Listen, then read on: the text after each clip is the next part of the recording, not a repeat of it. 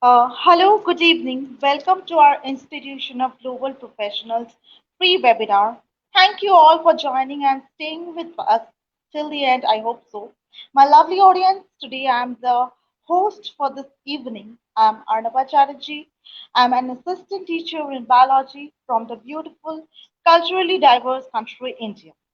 Ladies and gentlemen, I am proud to be associated with IGP as a global member. I feel honored and privileged to host this webinar. It's my delight to welcome you all to our Institution of Global Professionals free webinar. We have successfully completed 100 webinars and counting and need your constant support and encouragement for the upcoming webinars. Today, thank you today for all of you joining with us in this marvelous evening. And it's my humble request and pleasure to all of you to stay with us till the end, as I'm sure you all will have many takeaways and payoffs from this webinar. Once again, I would like to introduce myself. I'm Arnaba Chatterjee, assistant teacher in biology from the culturally diverse, beautiful nation India. I welcome you all as the host for today's event. Every day, some new participants join with us, so I will give you all a brief concept about IGP. Institution of Global Professionals serves students and community resource, providing holistic social and education for creating a proficient generation. Now, before starting our program, let me tell you all about IGP. Institution of Global Professionals is an educational institution providing social work. We believe that it is not effective to increase one's skill by just acquiring the formal education. So we provide effective training and consultation services to generate proficient generation all over the world. Institution of Global Professionals is an educational institution catering to the social work with globally recognized speakers.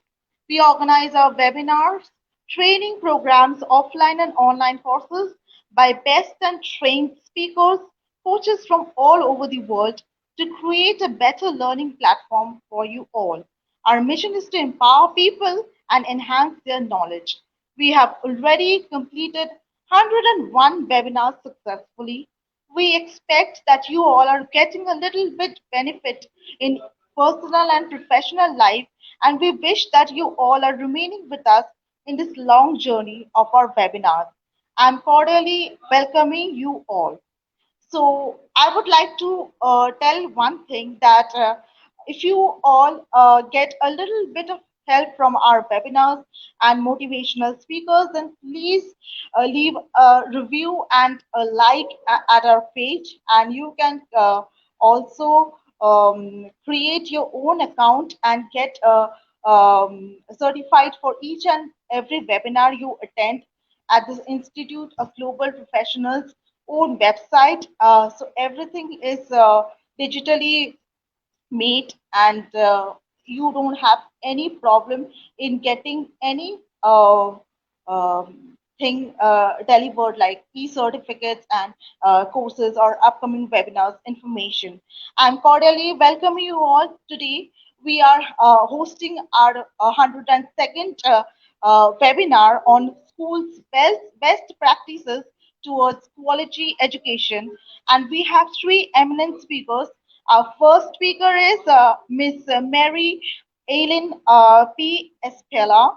The second speaker for this evening is Katrina Terasi P. Balboa, and we would end this webinar with our last but not the least speaker, Sir Steve Christopher S. Young. So let's start our program with IGP's mantra. Mantra means the unique tagline, feed your skill. Now it's time to start our program. So our first speaker for this evening is Miss Mary Ellen P. Espela. She is a school head and Department of Education, Region 3 from Philippines. So I would like to introduce our first speaker with a short video on her. So please let us watch this video on Ma'am Mary Ellen P. Espela, Philippines. Good day, fellow Let's play the professionals. video. I am Mary Elaine P.S. Fellow from the Philippines. This pandemic may have shut down physical convention, but it has not impaired our passion to Uh, learn. Join me at so IGP here as is we unravel the our struggles first and speaker triumphs for of this school evening. heads this new normal. Good evening, See ma'am. you. Miss Mary Ellen P. Estella. So I would like to.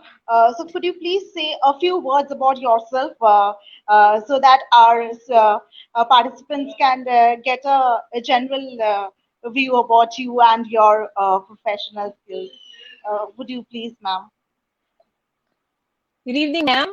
I am very Yeah. delighted to be part of IGP, especially tonight. So it is a wonderful evening here in the Philippines and a good day to wait and a good day to everyone. So before I start, I would like to share to you the slideshow that was made by my teachers in Mambog Elementary School. So this was featured in our School Head of the Week just last week when I just arrived at Mambog Elementary School. So this is just a brief background of my venture in the world of education. So here it is.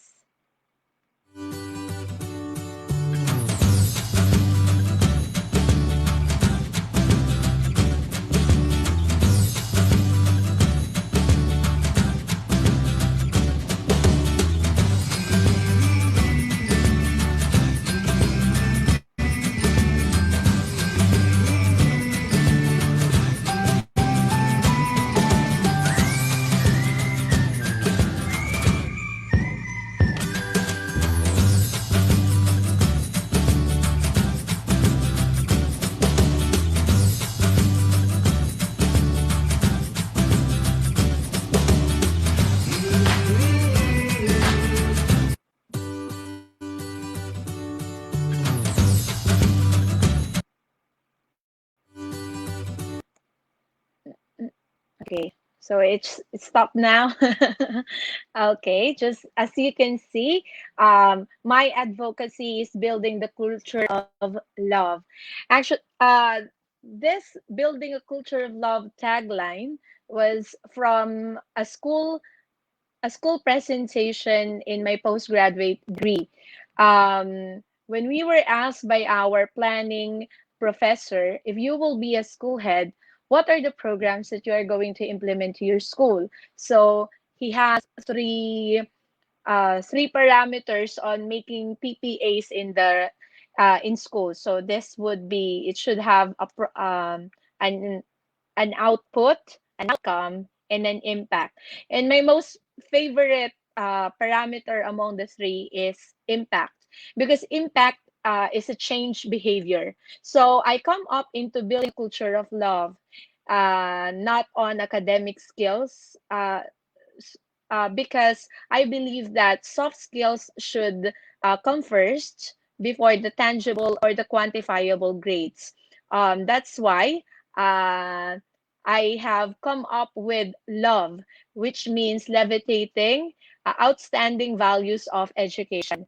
So, um, for me as an educator, it is important that we have ready or we have prepared our learners to become emotionally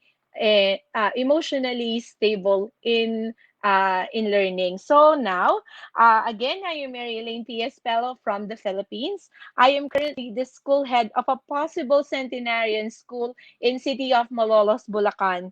So it is Mambog Elementary School. So we have found pictographs of the school as early as 1926. So we are very proud of our school that it has come a long way since the American era. The sudden shift for me from managing a junior high school to elementary school is a great opportunity to hone my expertise and to extend my service. So I thank IGP for letting me in this platform and share to you the best practices of school heads in our division. So today, I am going to share with you a topic very close to my heart, and that is the struggles and triumphs of school head in the new normal. So this is very close and personal to me because this is part of the study that I have conducted in my postgraduate degree. At the same time, it is also part of the first-hand experiences of me as a school head and of my friends around the city of Malolos. So I am very grateful uh, of the school heads who participated with my survey. Then the COVID-19 pandemic has made devastating changes in our health and economic and educational system, which has hampered the learning and teaching of the teaching and learning process of our teachers and learners, leaving the school here to prematurely end last year without even proper ceremonies of our learners. Hello, ma'am. Ex- yes, am I audible? Yeah, you are audible, but your slide is not visible. Ah, I'm so sorry. I have forgot about it. Uh, so I am going to share my slide now. Thank you, sir, for Mm. reminding me. Okay, so from beginning. So the title of my, can you see it now? Yeah, just move to the next slide. Yeah. Thank you so much. So again, it is all about the school heads, their struggles and triumphs in the new normal. So, the school heads, as the first and foremost front runner of implementer of the policies and mandates of the Department of Education here in the Philippines, are expected to execute professional standards which they have to perform to attain outstanding performance in their school. So, who are the school heads in the new normal? So, pertainly, the school heads must possess authority, responsibility, and accountability, which is also known as an aura. So, as per 9155, uh, an existing law here in the Philippines regarding the duties and responsibilities of a school head, the school heads are the one responsible for the failure and success of the school because they serve as the decision makers in the school, and their decisions affect not only the school but also their school community. The school heads execute administrative duties and responsibilities. Moreover, it is the responsibility of the school heads to execute exemplary instructional leadership. As per the mandate, most of the time of the school heads should be devoted in instructional leadership. So pertaining and focusing on teaching and learning and the teaching and learning processes. So, with the existence of the COVID-19 pandemic, the school heads must make contingency and mitigations to address the current problems, particularly the sudden shift of the learning modalities from the traditional face-to-face learning to the distant modalities such as the modular distance learning and the online distance learning. So the school heads must make many plans from A to Z just to ensure that the learning delivery at this time of pandemic would be safe would be safe and successful for our learners.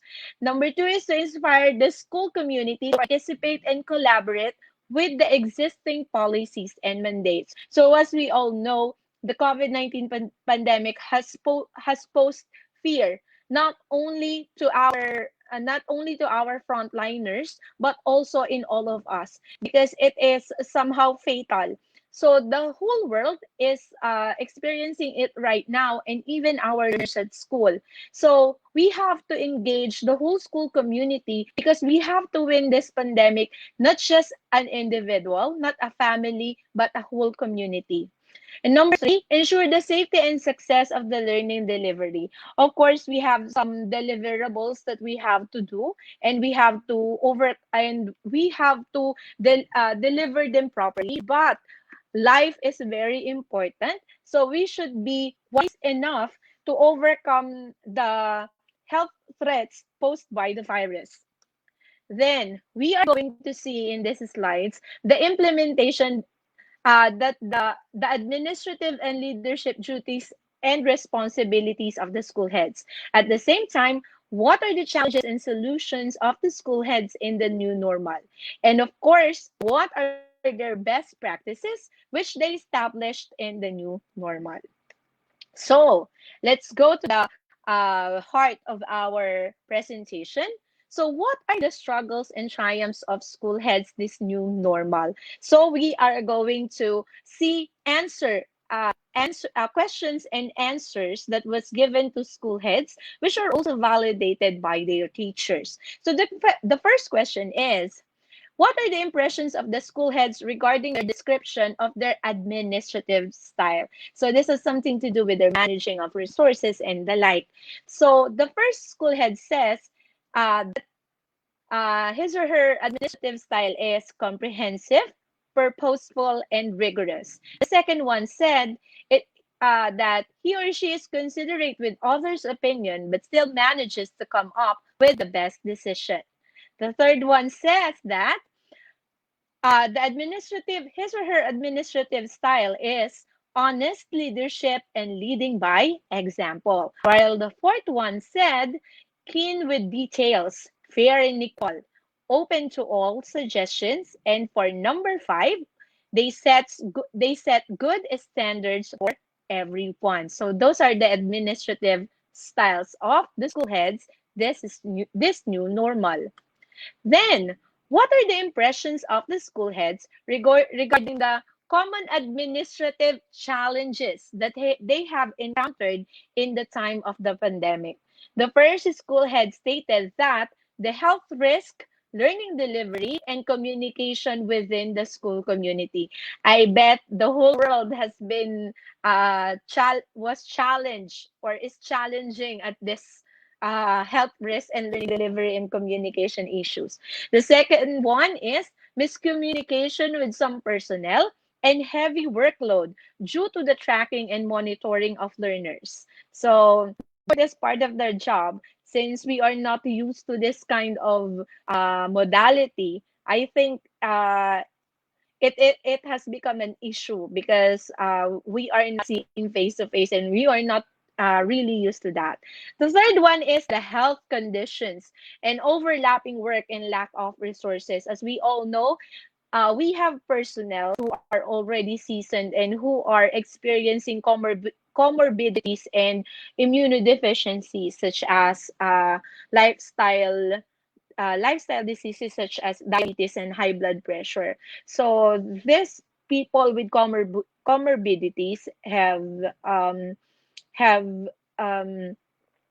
are susceptible to the COVID-19 virus. So we have to protect them. And number four, of course, the time management and the multitasking and accessibility. Since we are working from home, it seems like we have this problem regarding the work and life balance, especially at the time when the pandemic first hit us. There were no division between holidays, weekends, and your personal lives. It was all work then. Then number five, overuse of time, no limitation of work, limited interaction with others, and not good with computer works. So I personally experienced this too because it is the pandemic and most of the time our subject our work has become work from home online. We submitted our work online. Of course, we also have limited skills and resources in terms of shifting from the traditional face-to-face work to the online one. So one of the best example issue in this pandemic is the internet connection that we are experiencing, and I know some of you are experiencing right now. So that is a common administrative challenge that school heads have encountered this pandemic. Then, what are the impressions of school heads regarding how they were able to address the given administrative challenges? So, how were they able to overcome it together with their school? School head one said provision of supplies, connection and connectivity, and strengthen the bondage in the community. I am very proud that in my previous school and in our division, schools division of Malolos, headed by my school's superintendent, Dr. Norma P. Esteban, that we have mobilized and we have strengthened our bondage with the school community by supporting the learning delivery right now. Each of our teachers were supported with communication allowance every month. And we are also given with gadgets such as the laptop and the headset for us to aid our transition from the face-to-face learning to the digital learning. It also helped us a lot to maximize our skills and to gain more skills to comprehend and compensate our weaknesses this new normal. School head number 2 says conferences and meetings with personnel were conducted. So assistance was given to teachers having difficulty with the new normal. So there were programs, projects, and activities such as online school learning action cells, mentoring and coaching, in-service training, webinars that were given to personnel, to each personnel, learners, and even to the parents to help them cope up with this new normal because this pandemic has made us back to zero. So it is very important that we are aggressive in taking up the challenges and embracing the change that it has given to us. School head number 3 said becoming healthy and having time management. So uh, becoming having a healthy lifestyle mentally and physically is very important nowadays. Again, in our schools division of Malolos and in our school, there were certain trainings on how you are going to manage mental health this time of pandemic, time management, at the same time provisions of some health materials and anti-COVID supplies such as alcohol, disinfectants, and the like. So they are very supportive with us in this time of pandemic. That is why we were able to deliver in this time. To deliver learning even at this time of pandemic. Then school head number 4, submission of required documents on time, doing each other's duties and functions as needed, and to be always on call. So there was a mandate here in the Philippines which states that all personnel are expected to execute their work with integrity. So it is very important that all personnel nowadays are committed with their duties and responsibilities at the same time. They are willing to extend their passion and their commitment to everyone in the division, especially in the delivery of learning to our learners. Then school head number 5 said time management to do the best that you can and search through the internet. So it is very important that we that we search, and IGP is good platform for the educators and other professionals in the whole world to exchange ideas and experiences regarding what we are experiencing right now. Because more than a challenge, this pandemic is an opportunity for us to be more to revolt on our educational practices or or on the things that we used to do. So we are going to evaluate how far we have become. Then, impression of teachers regarding the best traits of their school heads in doing his or her administrative functions. So it's not the school head, it's actually the teacher. I'm sorry about the typographical error. So teacher number 1 says their school head is considerate of others. So it means that their school head shows compassion with everyone, with every personnel, and of course to the learners. Then teacher number 2 says that their school head is honest and with proper time management. School teacher number 3 said that his or her school head is goal oriented and sets good example in open communication. And then teacher number 4 said that their school head is focused, determined, keen to details, and open minded. It is very important that we are open minded right now because all the things, but most of the things that we do right now are very new to us. Then for teacher number 5, his or her school head is humble, kind, intelligent, caring, and loving.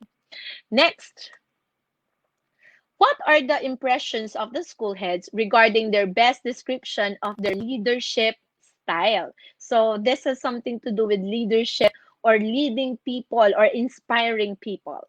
School head number 1 said that he or she is compassionate, transformational, and adaptive.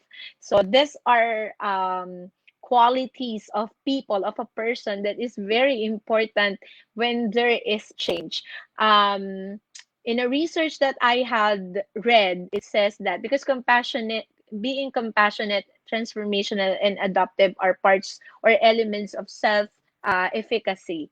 It said that self efficacy is change resistant. It means that persons who possess this is not greatly affected by change, but they bring change. Then school head number 2 said that he or she is empathic, supportive, and straightforward. So these are examples uh, of being a leader using their heart. So being empathic is putting yourself in the situation of others. So that is a deeper meaning of being concerned and being caring. Then school head number 3 said that he or she is organized, on time, and focused. It is very important that we make timely decisions nowadays because in every minute and in every time, situations changes because of the COVID-19 virus. Then number 4, the school head said that he or his or her leadership style is consistent, with the heart, and goal oriented. So that is a mixture of the cognitive and affective factors of being a school head. Then for number 5, school head number 5, the best description of his or her leadership style is with integrity, good communicator, and grateful. A person who is always appreciated, do the best of his or her ability. So it is a very important that the school head is always grateful and thankful of of the personnel who extend extra effort in doing their job, especially now. Then what are the impressions of school heads regarding the most common leadership challenges that they had encountered this time of pandemic? So these are the leadership challenges that they have encountered this pandemic. So school head number 1 said, communicating and persuading with the school community to participate and get involved with the programs, projects, and activities of the school.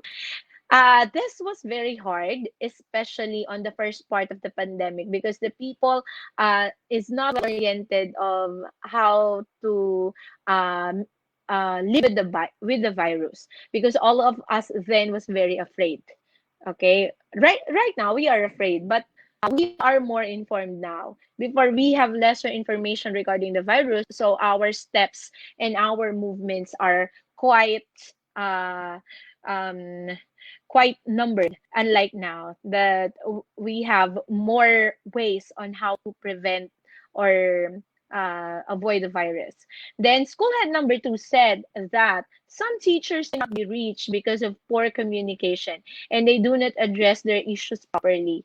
It is because there were no common knowledge in the first days uh, of the pandemic. This survey was done November and December of 2020. So it was the time when the school year uh, here in the Philippines for 2020-2021 has just started.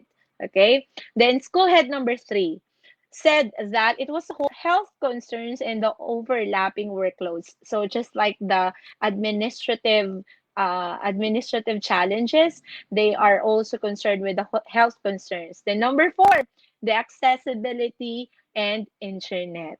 And then number five, limited access and poor internet connectivity. Then, what are the impressions of the school heads in the ways they had resolved their most common leadership challenges?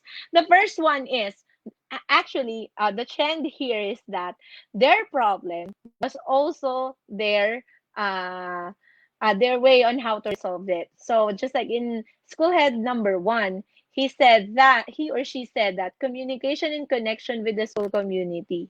So you have to really establish a good relationship with all the people in the school community, with the parents, with the guardians, with the stakeholders, with the local government unit, and of course, your teachers. Then, school head number two, listen to the side of everyone, then decide based on the good of the many. So, being a school head is being selfless and being uh, uh, it is all about taking care of the people. So yes, it is very selfless. And then school head number three, the solution is to find solution when problem arises. So school heads has to have many plans and contingency, is because the health protocols or the health the virus is spreading very fast, and there are some health issues that rises every minute. So we have to have a lot of solution when a problem rise up. It's not actually all about health. There are also regarding learning deliveries, management of the resources, um, relationships with parents, stakeholders, and of course your teachers. Then number four, it is very important to remain calm and be polite.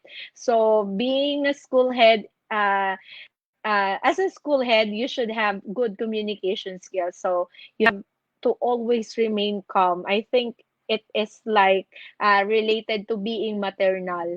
Whenever the school community knows that that your heart is not at peace, their heart won't be also. So it's like a mother to their child. So if you want them to become peaceful or to become calm, you yourself as the leader should also be confident and calm. And then school head number five, there will be regular meetings, modifications of projects, consultations with teachers, and giving constant updates to them. Okay. Um, because we are not in the traditional face-to-face setup, it is very important to always update everyone in the school community to promote a common knowledge and to promote common information. Because one of the great problems in this pandemic is that there are many sources of information and there are many information that rises. And as a leader, you should filter this up and make sure that what gets into every personnel and every member of the school community is the right information that should be told. So you should really promote good communication to them. Then impressions of the teachers regards to the best practices, best leadership traits of their school head. So these are the answers of the teachers. So first, teacher one said authority, responsibility, and accountability. They say that their leader has a perfect aura. Then teacher number two said that their school head is honest, responsible, and integral. So their school head is trustworthy. Then teacher number three said that their school head is sensitive to the needs of others, a listener, and fair. While teacher number four said that their school head is a team player. It is very important that you are a team player right now because you cannot stand alone. You need every member of the school community to support you and to support the to support the programs, projects, and activities that you are going to implement in the school. Because if not, uh, it would be chaotic in your school community.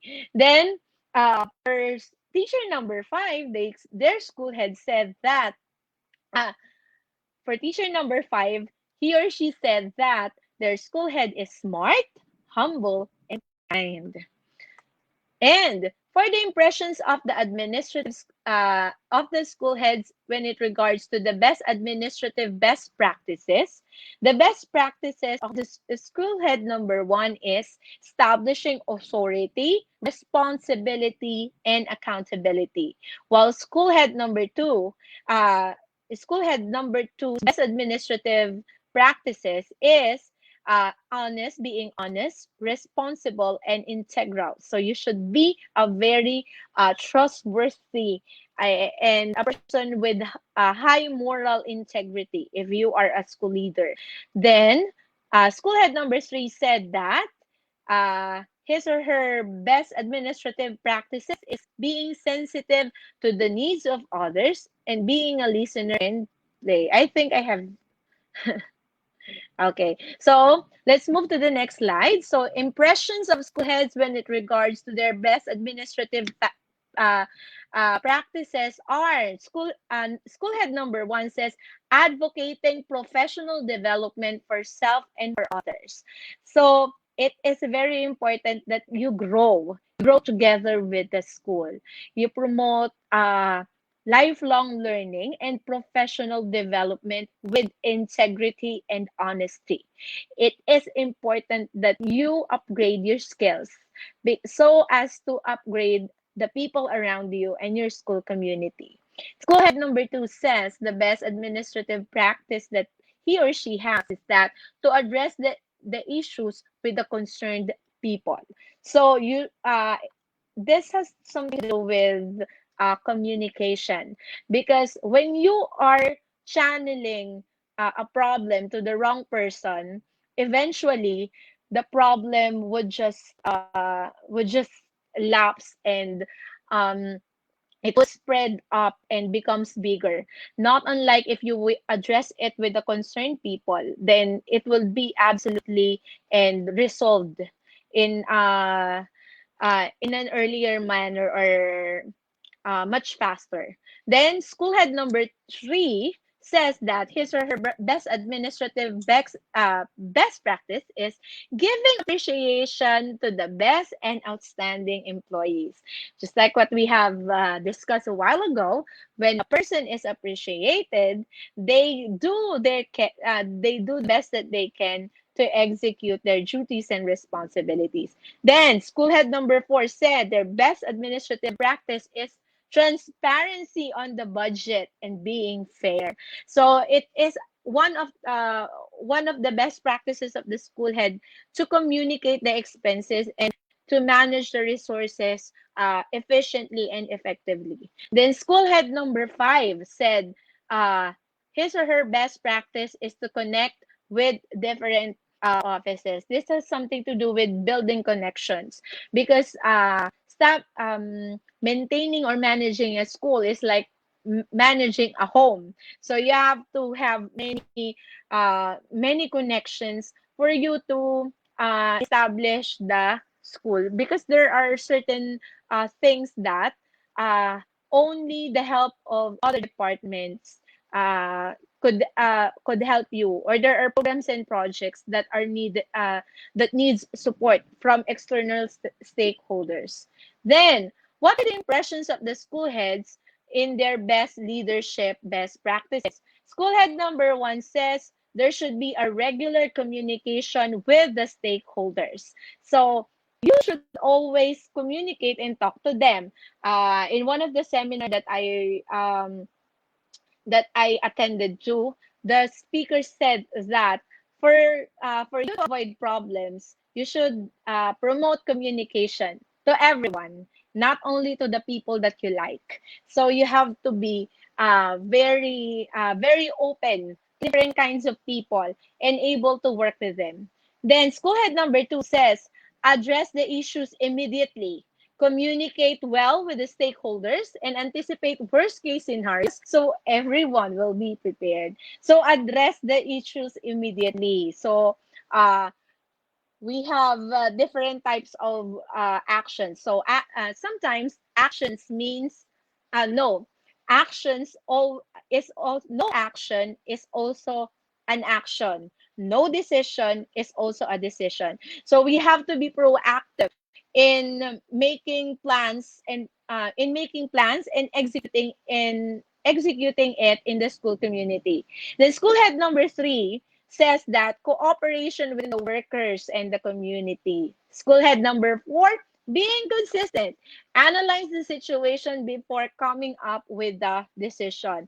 So this has something to do with the research-based decision making. So you don't just make decision based on your interest or based on what you like. It should be research-based. So you should rely on facts and rely on numbers, rely on surveys, rely on the feedback of your school community, especially to the learners. And then school head number 5, delegate the work. Promote good communication. Be self-aware. Sometimes we do not delegate work. We do not delegate work effectively. We only tap people that we like, or we only tap people that are those who we easily work with. Uh, being a school head is making your personnel realize their full potential. So you have to lead them on the things that they are good at to and strengthen it, and then to compensate their weaknesses. And then how are we going to become an outstanding school head?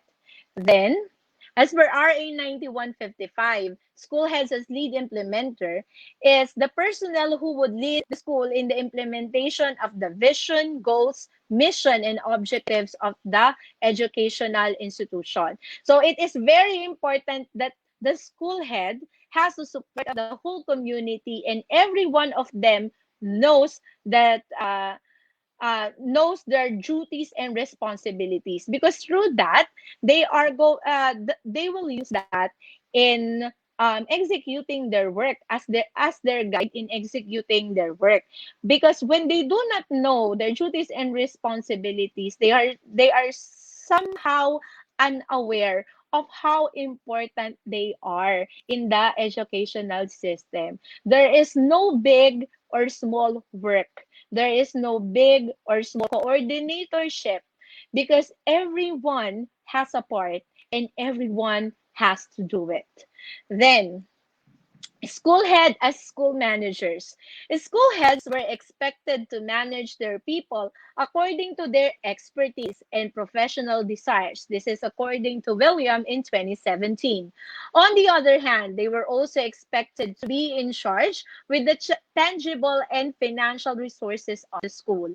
All transactions of the school should be clearly recorded and reported with transparency and integrity. So school heads should be good school managers, in terms of managing people and managing the tangible resources such as money, budget, facilities, supplies, and the like. So that is where our integrity and transparency comes out. Then, school heads as instructional leaders. This is very important because this is the heart and core of being a school head.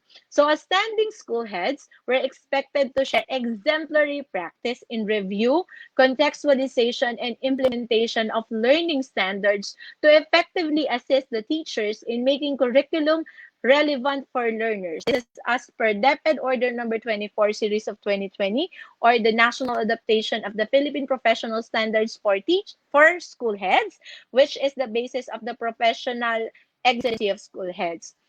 In one of the media posts that I encountered this week, they said that the best principal doesn't forget to become how to become a teacher inside the classroom.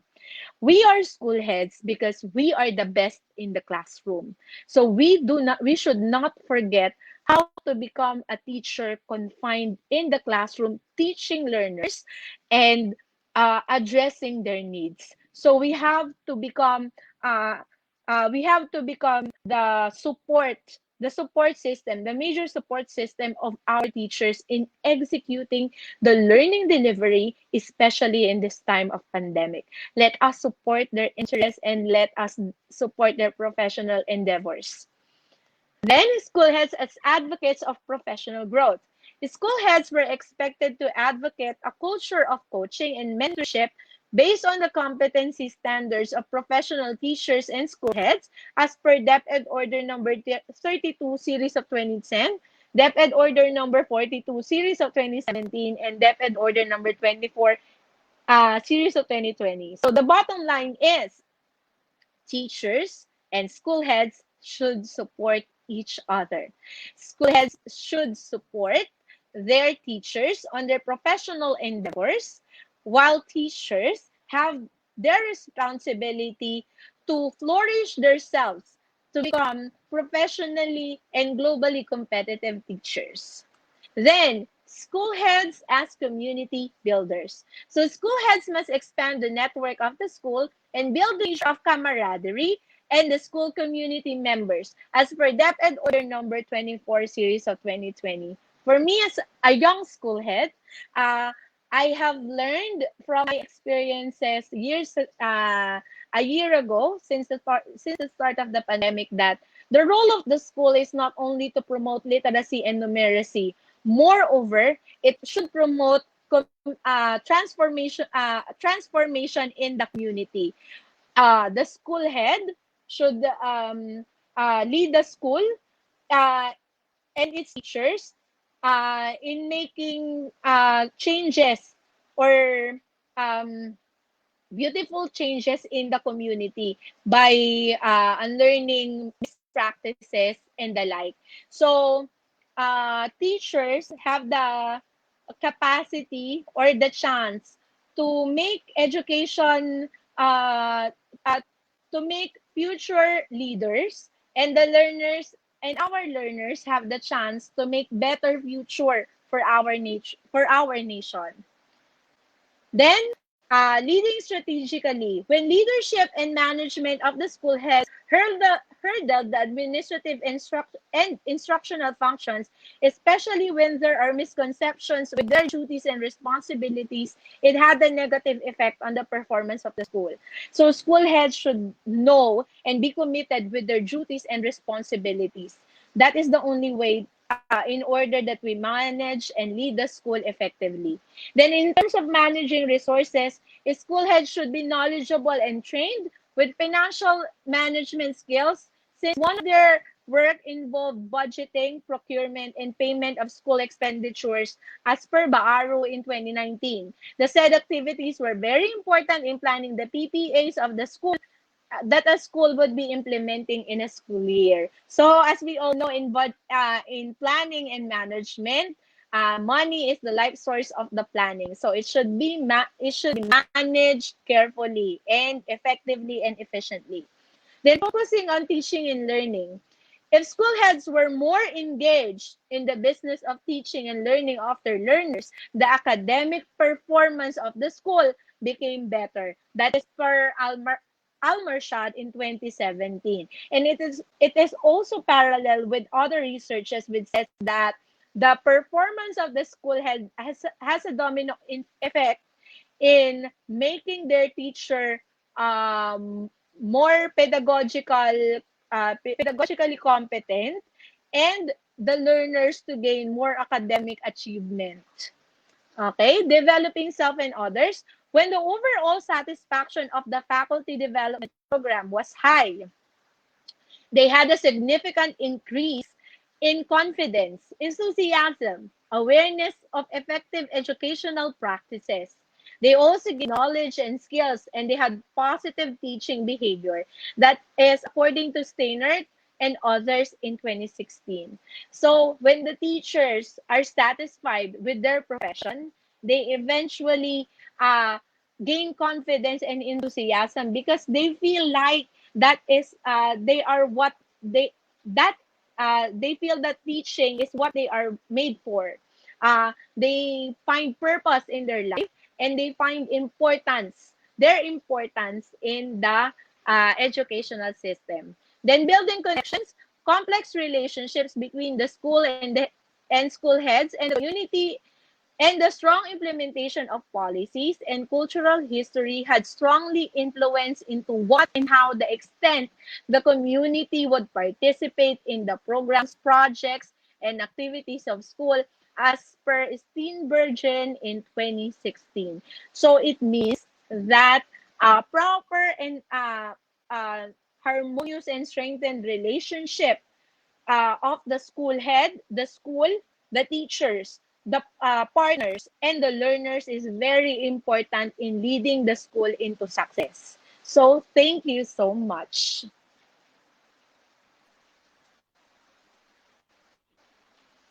Thank you so much, ma'am, for giving this informative insight into how the school heads have to deal with all the facets of such important things like, and also I heard this word, like very interesting word, or means accountability, responsibility, and acceptability.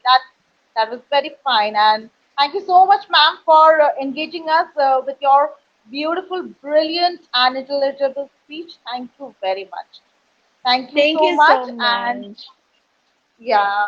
So we would like to now say that we would like to move on to our next speaker. But before that, we would want to. I would want to say that please do leave a review because the first speech by Mary ma'am has been very informative. So please do. You have learned a lot. So please do leave a review on our page and also like this page and spread a word of this webinar with your community members, and please um, uh, get this webinar being shared with all your friends and family because these webinars actually cater to your own personal and professional growth. Now, let us welcome our second speaker for this webinar for this evening. Uh, let's welcome Ma'am Katrina Terese P. Balboa. She is also from Philippines and she is the owner of a preschool known as Milestone Preschool. We also have a short video of her introducing her with a short video. So let's go and check out this video. So please give a warm welcome to Katrina Hi, I Teresipi am Katrina Balboa and Balboa. let's I am the take a look school at the head video, and one of the introductory school video. owners of Milestone Preschool. Can we please play the So I video? have been an educator of young children for 21 years already. So my background is on So we family are life and actually child waiting development. for I took up my Miss master's in the Katrina University of the Teresipi Philippines. Balboa. And my She's undergrad our course was second on speaker behavioral for science. this evening This was in with this De La Salle uh, University. in I this also have another webinar, this center school's called best Life practice towards Center, quality which caters to education. children with And special so we are needs. having this. We have ma'am on screen. So ma'am, hello, Hello. good Hi, good evening. evening. Hi, good evening. Nice to see Namaskar. you. Namaskar, namaskar. Thank you. Namaskar. I forgot your that welcome thing. Ours is Please, kamusta. namaskar. Okay, thank you so much. You are being a very generous woman. So let's get this introductory video on you also. So can we play the video on Katrina, ma'am? Hi, I am Katrina Balboa. I am the school head and one of the school owners of Milestone Preschool. So I have been an educator of young children for 21 years already. So my background is on family life and child development. I took up my master's in the University of the Philippines. And my undergrad course was on behavioral science. This was in De La Salle University. I also have another center called Life Center, which caters to children with special needs. So thank you So very here much. is, yeah. So you can begin your speech and you can share your screen with us so that we can hear great things from you also. All right. So good evening, everybody. First of all, I would like to thank IGP for inviting me here to be your speaker about the best practices in early child development in the Philippines. So I'll be showing my screen. Okay. All right.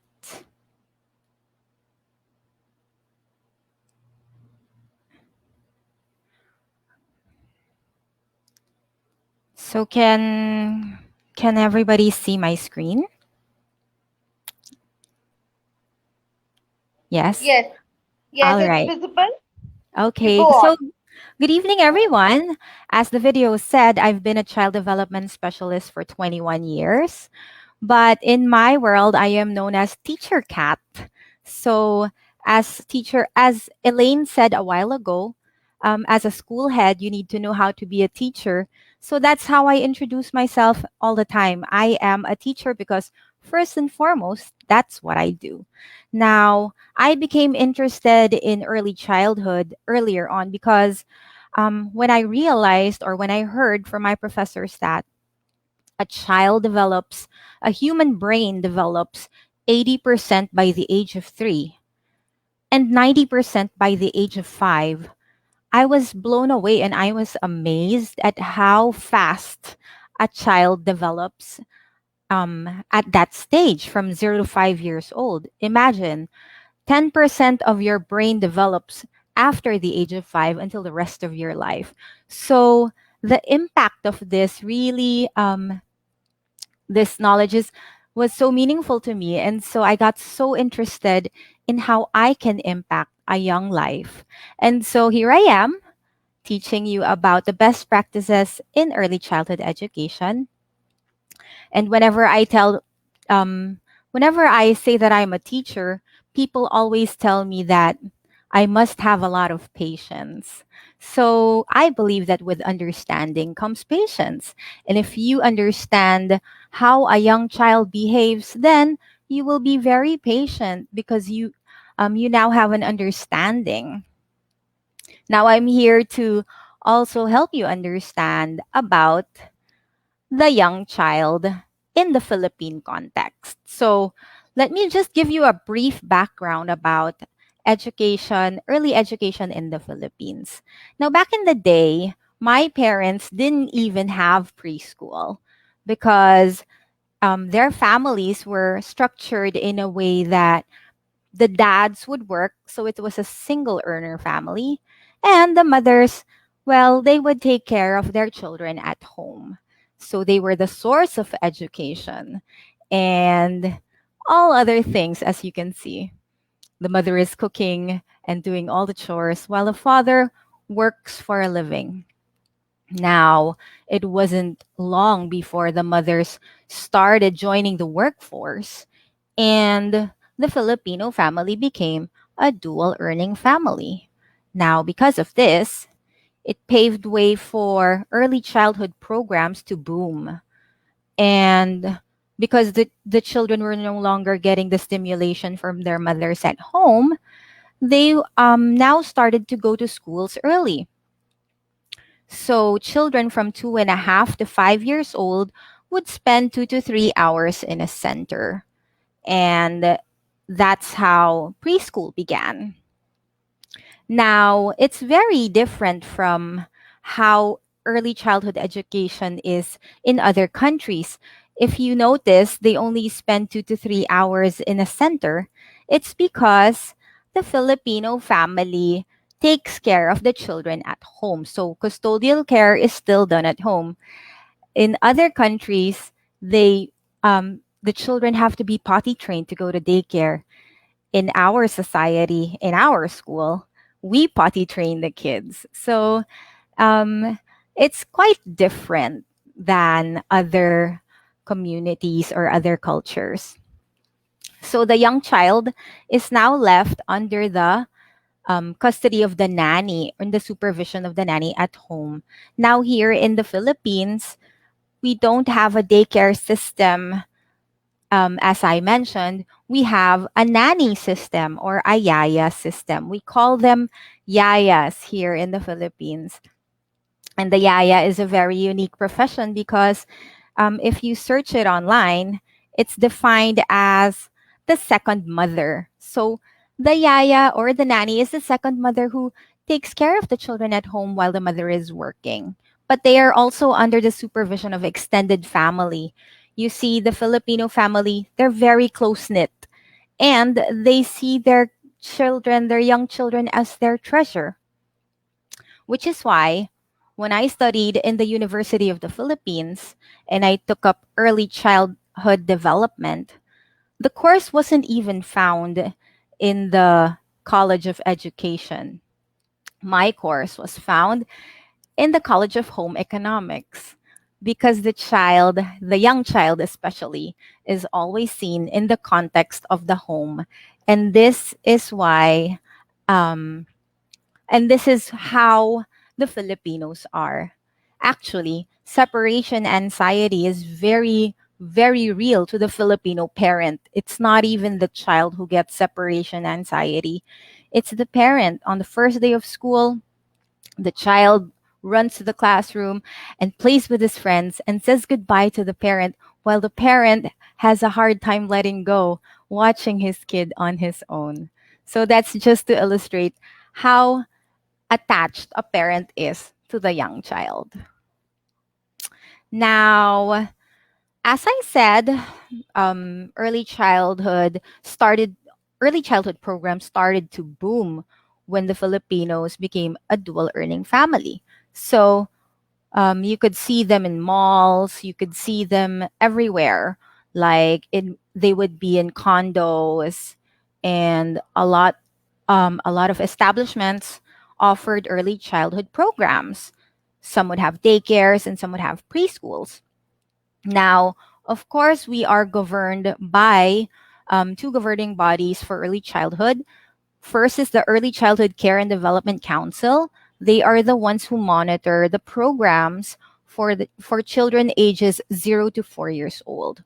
While the 5-year-olds, 5 and above, they are their programs are regulated by the Department of Education. So we have a K to 12 program, and the 5-year-olds belong to the K.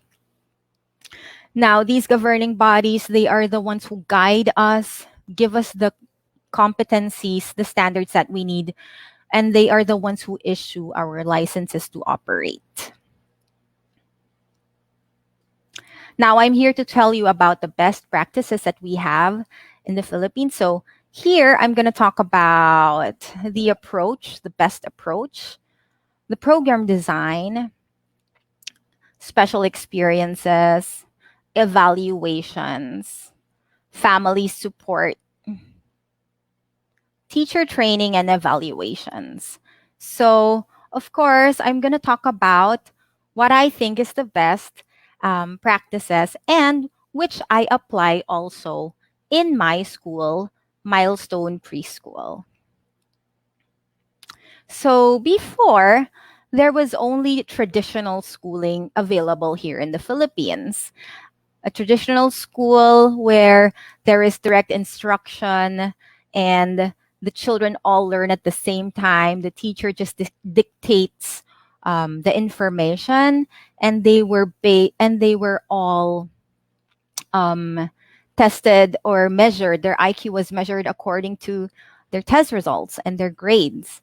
And that was the only schooling available back in the day. In fact, when grandparents would hear parents say that they were going to put their kids in preschool, they would really get stressed because they would say, but they're not going to like it. What is a 2-year old going to do in school? Because this was the school that they knew back in the day. But it wasn't long until the progressive approach was able to reach our shores. And so we were educated about how the young child is. So now, with the birth of progressive education, we now understand that each child is unique, that each child learns at its own pace, and that they use their senses to learn. They can't just memorize things, they have to actually experience things, and they have to interact with their environment. And so, with this kind of understanding, this gave birth to a new role of a teacher. She is no longer just a passer of information and data. She is now a facilitator of learning. She helps the child with the learning process. And so the child becomes an active learner. She designs the environment and helps the child discover learning. And so with this kind of approach, the child loves to learn. There was one time when I was in the classroom and we were practicing for moving up day. Moving up day is our graduation. And I remember this boy, he was asking me, "Teacher, what is moving up? What does moving up day mean?" And then I said, "Oh, this is the day we celebrate your achievements for this year. And after this year, you're going to move up to the next level. And that's why we celebrate moving up day." And then he said, "So when do we move up?" "After your vacation. So you're going to have a long vacation and then you're going to move up the next level. You're going to be in kinder." And then he goes, "So what is a vacation?" And then I said, "Oh, a vacation is the time you go on a break and you don't go to school for a long, long time." And then he looked at me and said, "Don't you love us anymore? Why are you doing this to us?" And this is like a concrete example of how children really love to learn with this approach in education. Now, in a traditional school, they are only measured according to, or the goal of a traditional school is to hone a child's cognitive development. Now, a child is measured according to how well he reads or how well he does math. But in a progressive school, we practice a holistic development. This is the approach that we do. So we give importance to physical development because we now understand that development has direction and they have to practice their big muscle movement before they can master how or before they can learn how to write. So we also have a feeding program in our school because we also want to teach the children that healthy or eating good food is directly um it directly contributes to physical health. And we also measure their height and their weight. Now um, we also touch on their self-help skills. As I mentioned a while ago, the Filipino child is quite dependent on adult assistance because they have a yaya or a nanny back home. So here in school, we provide them experiences where they can be independent. So they can feed themselves, they learn how to groom themselves. And so this doesn't only contribute to um, the skills itself, it also contributes to their confidence because they know they can do it on their own. Now, we also practice emotional development, social emotional skills, because this is how they learn how to wait, how to take turns, which is a very foundational skill in relationships, and they will be able to use this in the future. You know, one of the skills that we are starting to lose is the skill to wait. Everything is already measured nowadays. Even when you load a program in your computer, you will see a gauge and it'll be predictable. Even the stoplights have countdowns.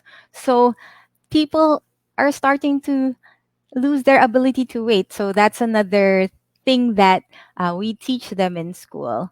also to regulate their emotions, how to be resilient, stuff like that. Now, this is practice. These are all practiced through interaction with peers. Of course, the goal of every school is to hone the cognitive development of the children. So we teach here in the Philippines, we teach different subjects like um, social studies, science, reading and language, math, and we do this in using a lot of developmentally appropriate activities. So every teacher knows, every preschool teacher knows what a young child is capable of doing. She follows their interests, and so learning becomes more fun, and she does it with a lot of play. And so the program design is we move by themes. So a lot of the preschool here, we move by we practice a thematic approach. So here you'll see samples of the themes. We have family, animals, transportation, community helpers, and this is an example of an activity web. We have an integrated curriculum. So in one activity, such as baking cookies, a child will experience the different subjects already, and not like in a traditional setup where let's take math for example. They will know what number 2 looks like, and they'll just count their fingers to quantify how many 2 is. Here is a concrete experience with measuring, let's say, 2 cups of sugar to bake cookies, so it becomes more meaningful and useful to them. Now, we also instill language development in children. But here in the Philippines, our main medium of instruction is in English. We are a very bilingual culture, so we speak 2 languages here, and we speak English and Filipino. I think the children nowadays speak better English than Filipino because of, I guess, media and technology. They love watching shows in English, and everything they read is in English. But it's a mandate for us to teach Filipino as a subject.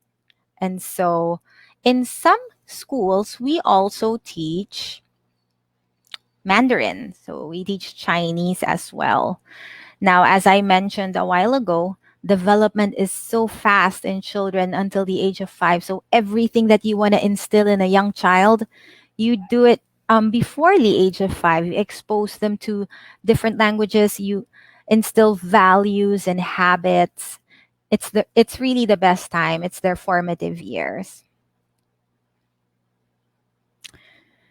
Now, we also practice inclusion, and we have different abled learners in the center.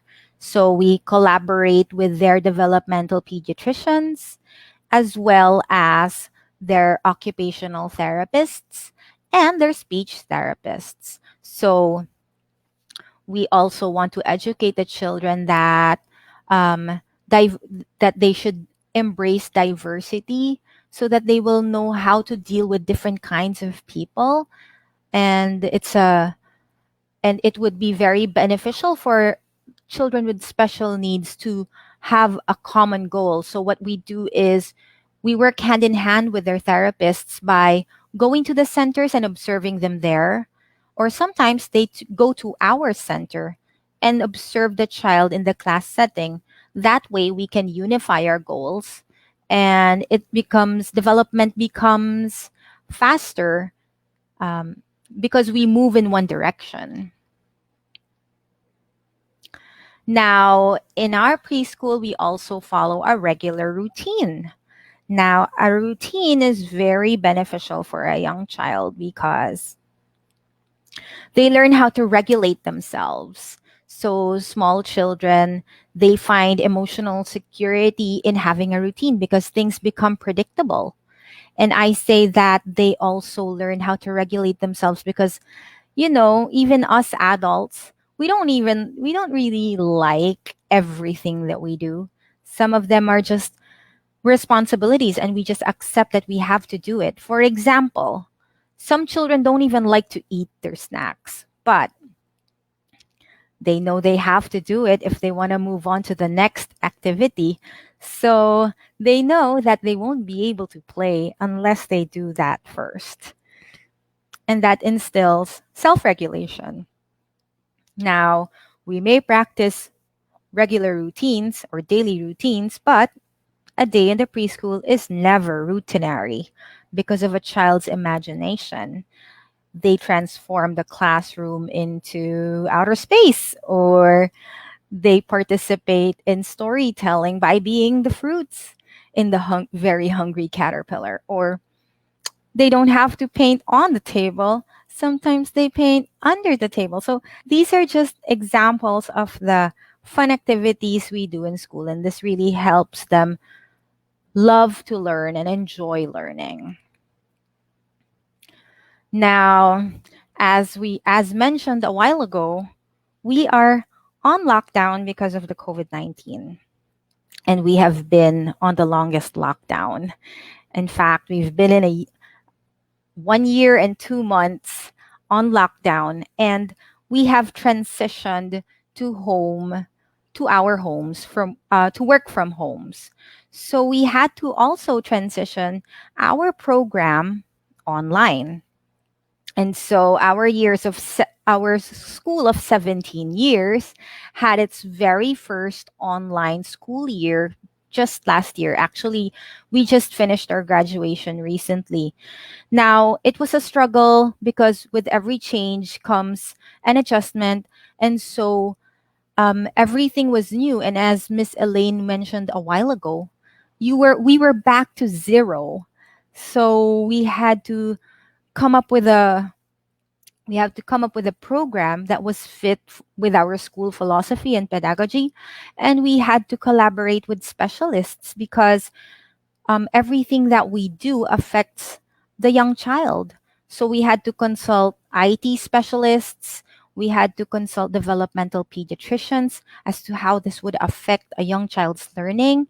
Because before in the physical school, we would discourage screen time. And now that we're here in this pandemic, the irony is we're the ones on screen. And so we had to carefully plan for how we're going to go about this online schooling. And so we were able to translate our program online with the help of our mentors and collaboration with the specialists.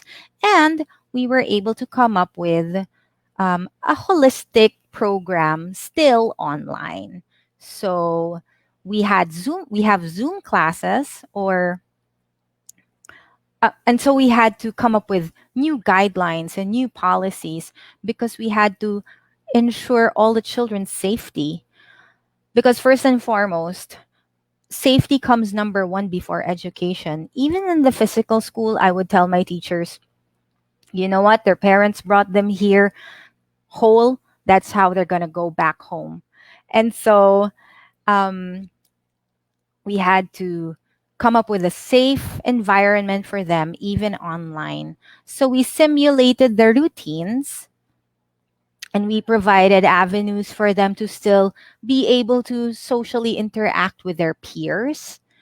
And we still provided developmentally appropriate activities.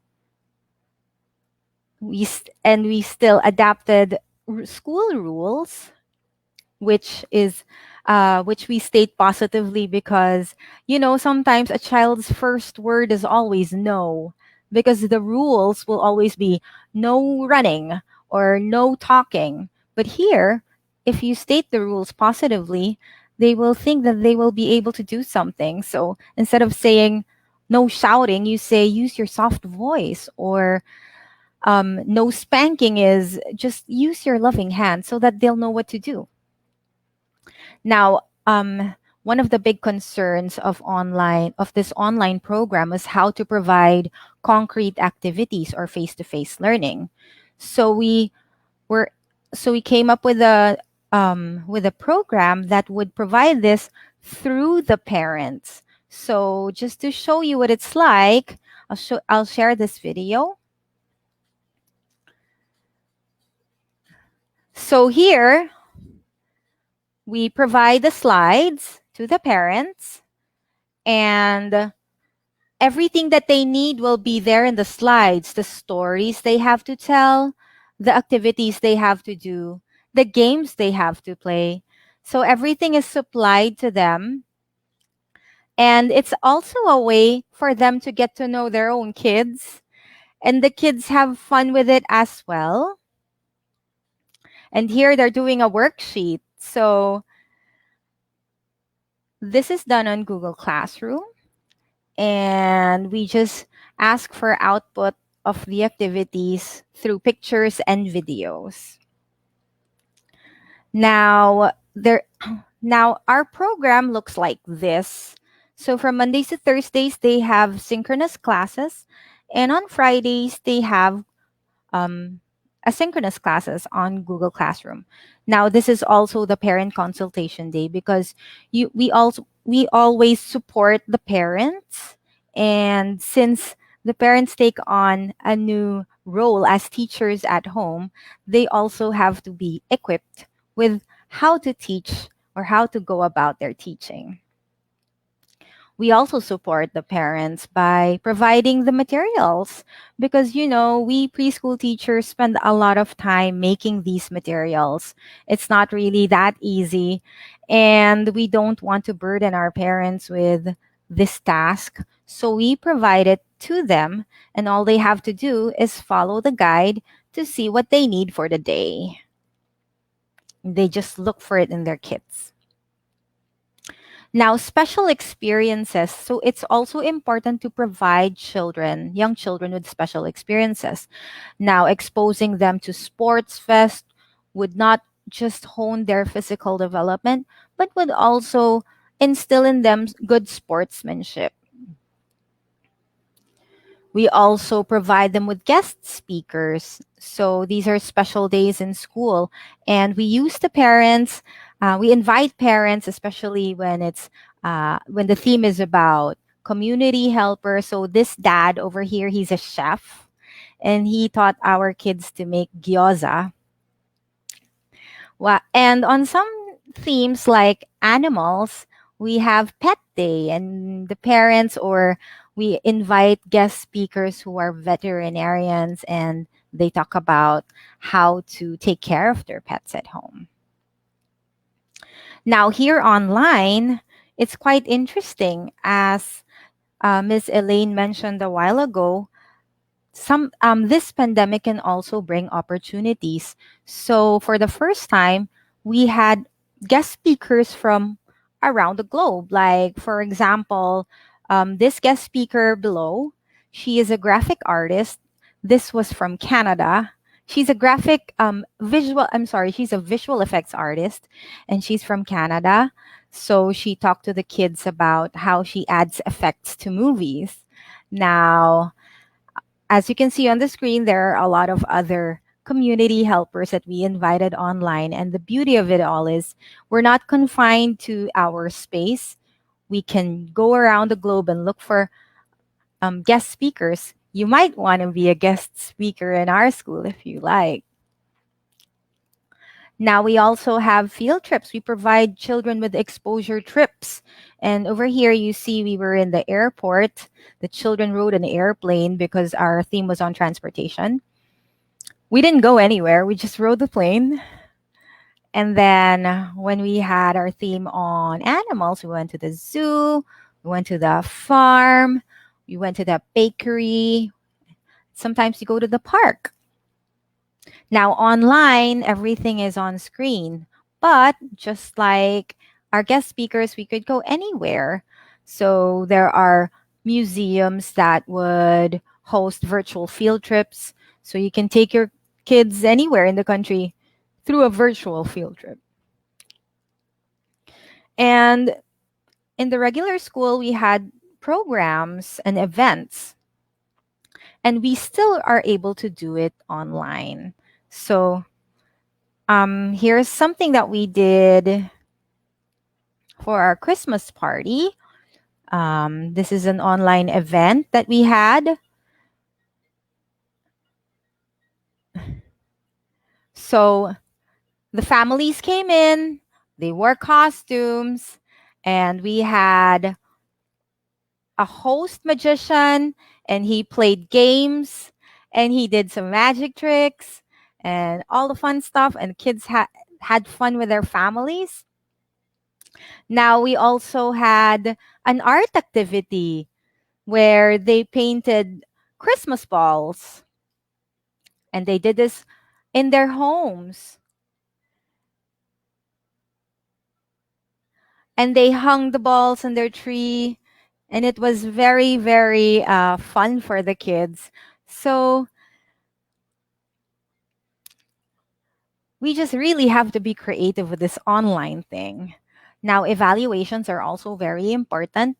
And in a progressive school like ours, the young children, they really respond to individualized assessments or individual evaluations.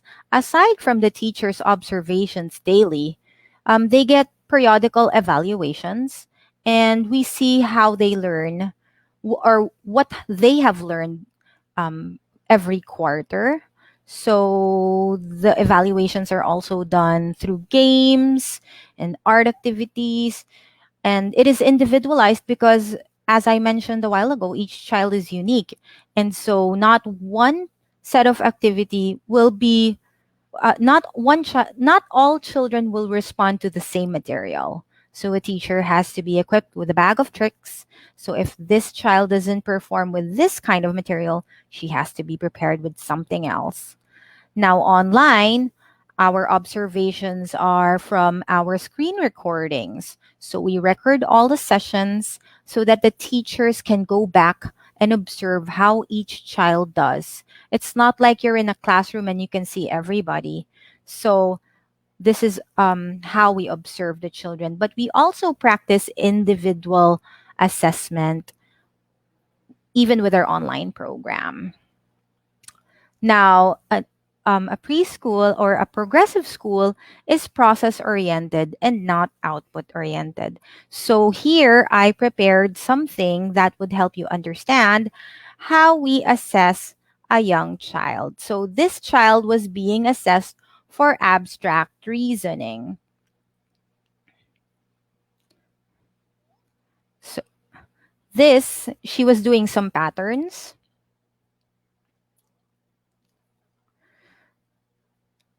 Okay.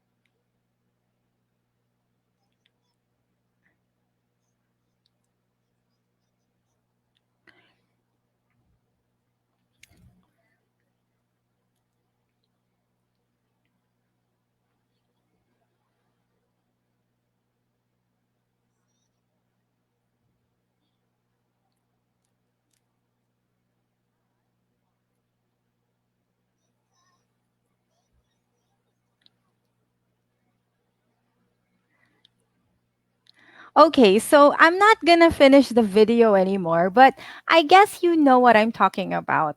Now, that child was being tested for um, reasoning, abstract reasoning, and her reasoning was very sound, even if the answer was not what was predicted. But in a traditional school or in a traditional setup, of course, she would be marked wrong if she gave those answers.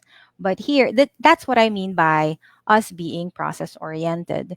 So, also, we give developmental checklists that would measure the different aspects of development, such as self help skills, social development, their emotional development, their physical development, fine motor development, cognitive development. So all those aspects are um, rated by the teacher periodically, offline and online. It just varies now in their items. For example, in an online school, the the items for self help would be unmute self when only when necessary. So those are the modifications that we did for our online program. Now, aside from the checklists, we provide narrative reports and we also have PTCs. So for online, we gave them uh, their own portfolio or their own website that parents can check out because also the parents are busy with their work from home. So this is an avenue where they can see what the child is doing in school. And we also provide newsletters. So we inform them about what goes on in school, and we always have family support. So we give out seminars on how to take care of children, especially to their caregivers or their yayas. We educate them about the developmental milestones. And now we also teach them how to use the apps that we need for our online schooling. And of course, mental health is a big um, issue right now. So we also provide support for that. Now, teachers are also given trainings because there are always developments in the educational field, especially with the young child. So we have in-house trainings, and we also attend other trainings in other centers. Now we evaluate our teachers twice a year according to their competencies, and we also attend the preschool congress. Now we also have wellness activities and team buildings because the best asset of a school is a teacher. No matter how good your program is or no matter how nice your facilities are, if you don't have good teachers, then your program won't work. And so we develop our program with constant feedback and evaluations, never ending meetings, and there's always room for improvement. We also collaborate with our fellow early childhood educators. So we share ideas, we share best practices with one another so that we can always improve on our program. So if I'm still able to share this video, but maybe I'm out of time. So well, that's all. I was just gonna say thank you through this video, which I don't have to do anymore, but I just want to thank you for inviting me. And I hope that you all learned from my talk about the best practice in early childhood. Thank you so much, ma'am, because I think it was like a very colorful story you have entailed through these slides. They were so colorful, and the way your preschool is performing, like you people are doing a commendable job. I must say, I was like watching this whole thing with such amazing approach, and I must say it was fantastic. Thank The you. yeah, the slides were very colorful, and the concept of caregivers and also the child with special needs is very good. I think you are doing a great job, ma'am, and continue to do such job. I think the participants have enriched with your this speech. I think so. I have been greatly informed. I must say. Thank you I have been very much. I must say, very well said. Impeccable speech. Very good, very good. Thank you so much, dear ma'am. You're Uh, welcome. so, yeah. So we have to move on to our last speaker for this evening. And we should now welcome Sir Steve Christopher S. Young from Philippines. He's also a school like head. Um, so actually, uh, he's also a school head. So I would like to introduce him with his introductory video. So could you please, participants, welcome Sir with this introductory video, and we would like to see Sir on screen so that we can hear from him now after hearing from two speakers. Our next speaker and the last speaker of this evening, Sir Steve Christopher S. Young. Can you please come on screen and we want to hear from you and we want to watch an introductory video about you. So can we play that video, please?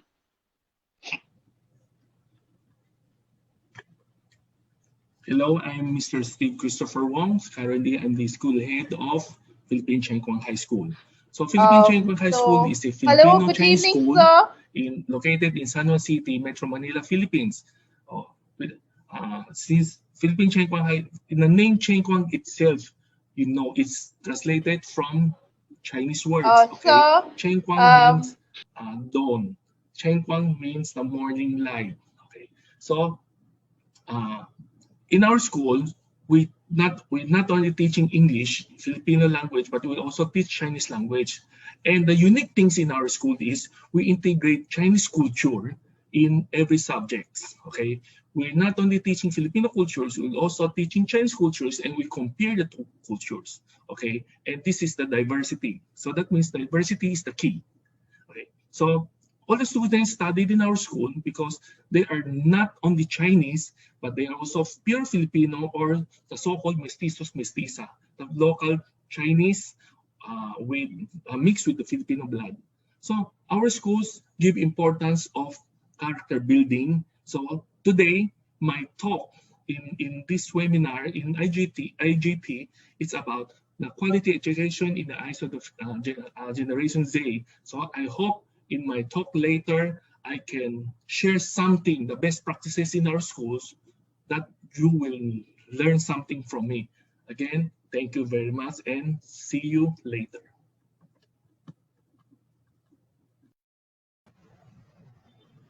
So, sir is the school head of Philippine Cheng Kuang High School. So, please, sir, would you go ahead and share your screen with us so that we can hear from you? Hello, can you hear my voice? It is loud and clear. Yeah, it's audible and your screen is also visible. Continue, Okay. sir. The screen is yours. Okay. I'm Mr. Steve Christopher Wong. I'm the school head of a Filipino Chinese school located here in San City, Metro Manila. Actually, I'm very tense right now because the first two speakers they are so amazing, and so I have to make my report due to the time constraint. So I also have to make my report precise and short, but and simple, but I have to pinpoint that important message I want to impart to you. Okay, my topic for today is quality education in the eyes of the Generation Z. So you see, I make the two words in color yellow. I highlight it. One is education and one is Generation Z. Okay, so we have to know what is the real meaning of education, in particular the word quality education. Number two, how well do we know our Generation Z student? Okay, so first of all, we have this term, this terminology, this definition. What is quality?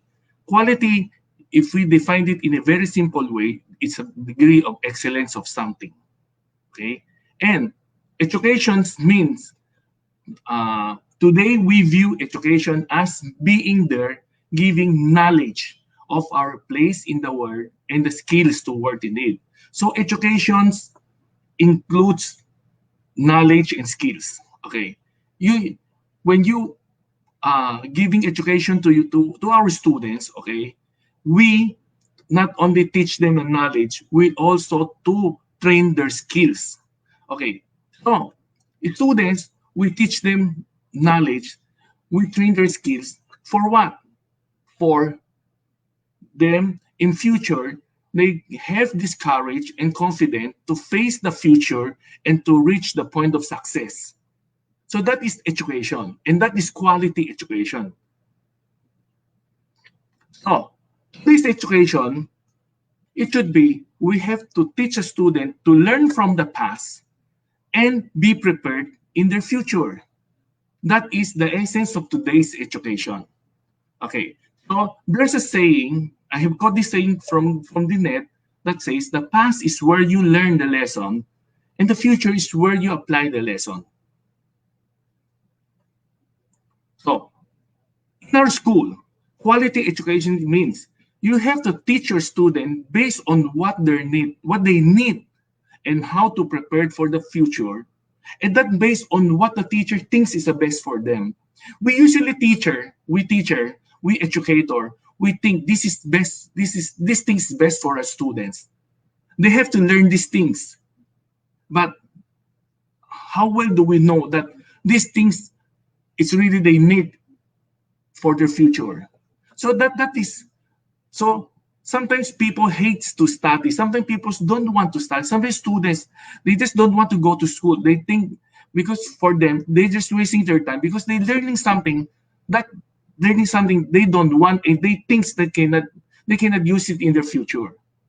So the very essence of the quality education, we should teach what the student need. We should teach them the skills. We should give them the tools and teach them how to survive in the future. So my school is Philippine Chengkwang High School. As I mentioned in my video a while ago, the word Chengkwang itself, is a Chinese pronunciation. Okay, it's a Chinese pronunciation. That means my school is a Filipino Chinese school. The first speaker, Ma'am Elaine, she shares her best practices in her school, and she works in a public school.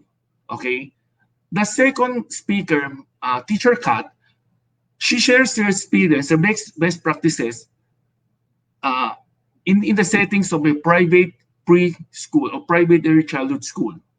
Okay, now I'm going to share my best practices where most of the Filipino Chinese schools here, we can say we're the international school, because we only teaching this Chinese language. We just add this Chinese language in our curriculum. So we often call ourselves as Filipino Chinese schools. Okay, and I know that most of the particular educator from the Philippines, from the public school, they have a little knowledge about the Filipino Chinese school. So I will take this opportunity, this chance, and also to introduce how the Filipino Chinese schools how the Filipino Chinese schools make some activities, how they educate our students. Okay, so as the students of Filipino Chinese schools, okay, they have to learn Chinese, English, and Filipino language. Okay, even though you're a pure Filipino students and you want to enroll in Filipino Chinese schools, our school's policies, you have to learn Chinese language. If you don't want to learn Chinese language, probably I'm sorry, we cannot accept you, because the existence of the schools, the philosophy of our schools is we want to teach them the Chinese language, because we knew as students, if they learn more than more than two languages, because in Philippines we learn Filipino and we also learn English, but you have another language, foreign language, that will be a big edge for you in your future.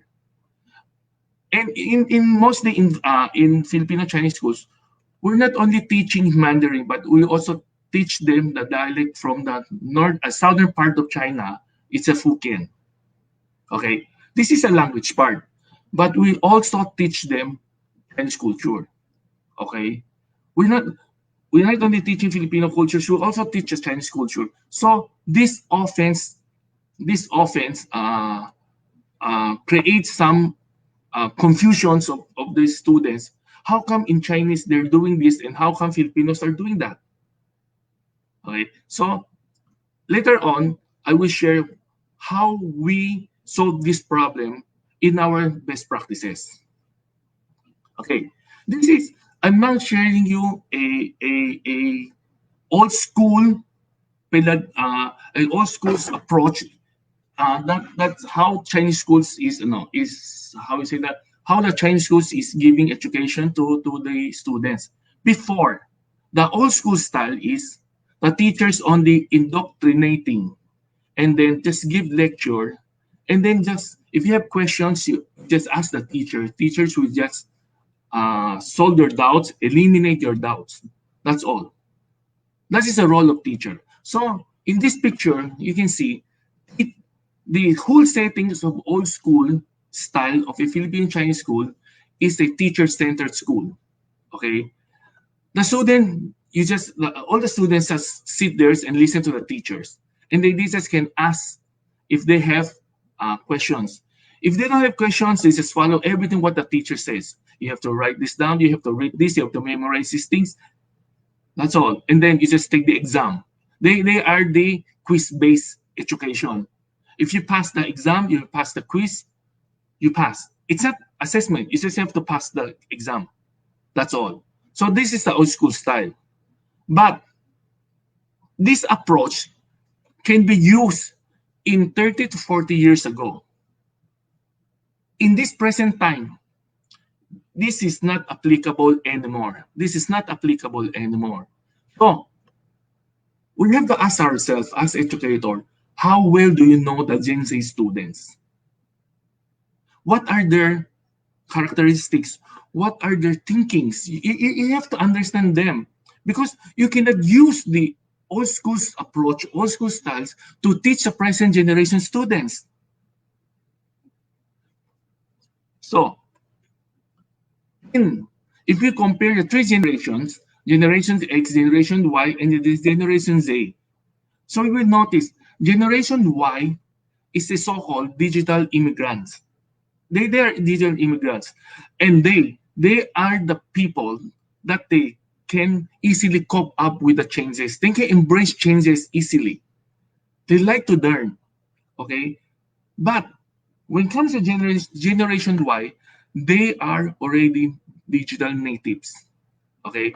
And during their time, okay, during their time, it's a time of the social media, the Facebook, the Twitter, Instagram, everything's pop up, okay? And then they are the one so-called the multi-screen user, okay? But in terms of this technology, we can say they are the best compared to the Generation Y.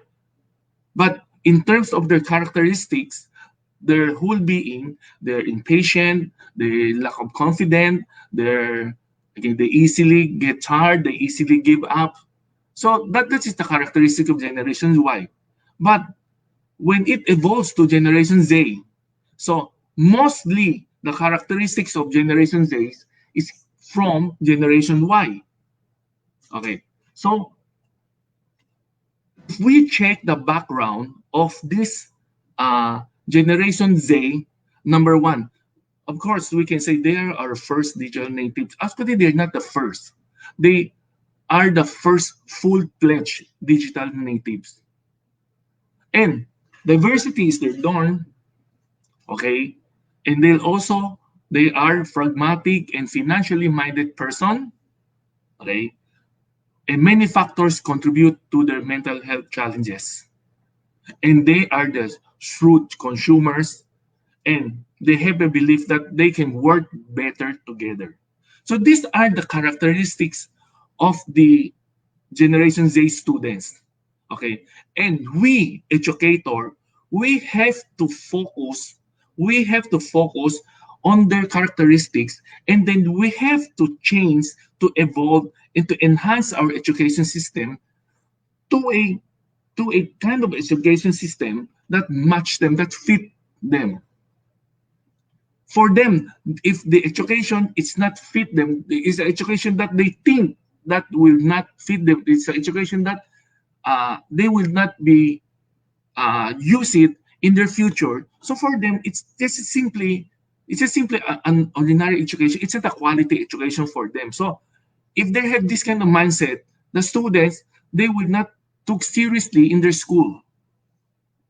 Okay, so the students will just being playful, naughty inside the classroom. They would not pay attention in their studies, and teachers every day just would get mad and angry and always complaining that students are not listening to them. They're not paying attention. They're not interested in their lessons. Yes, they're not interested in your lessons, in your lecture, because they think your lessons will not help them in their future. So before we can install this how we say that this quality education to our present students, to our current generation Z students, we should know first what are their characteristics, what are their needs, and how can we help them. Okay,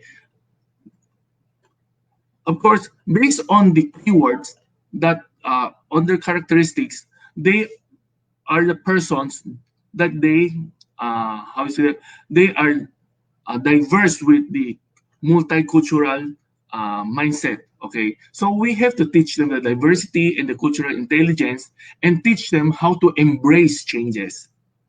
Okay, and how to accept something that it's not known for them. That's something new. We have to teach them to embrace those. Okay, to open their heart and mind to accept those new things, those new challenges. And they are, of course, they are the digital natives, so that's why they are good in computer, in technology, but we have to teach them the proper technology skills.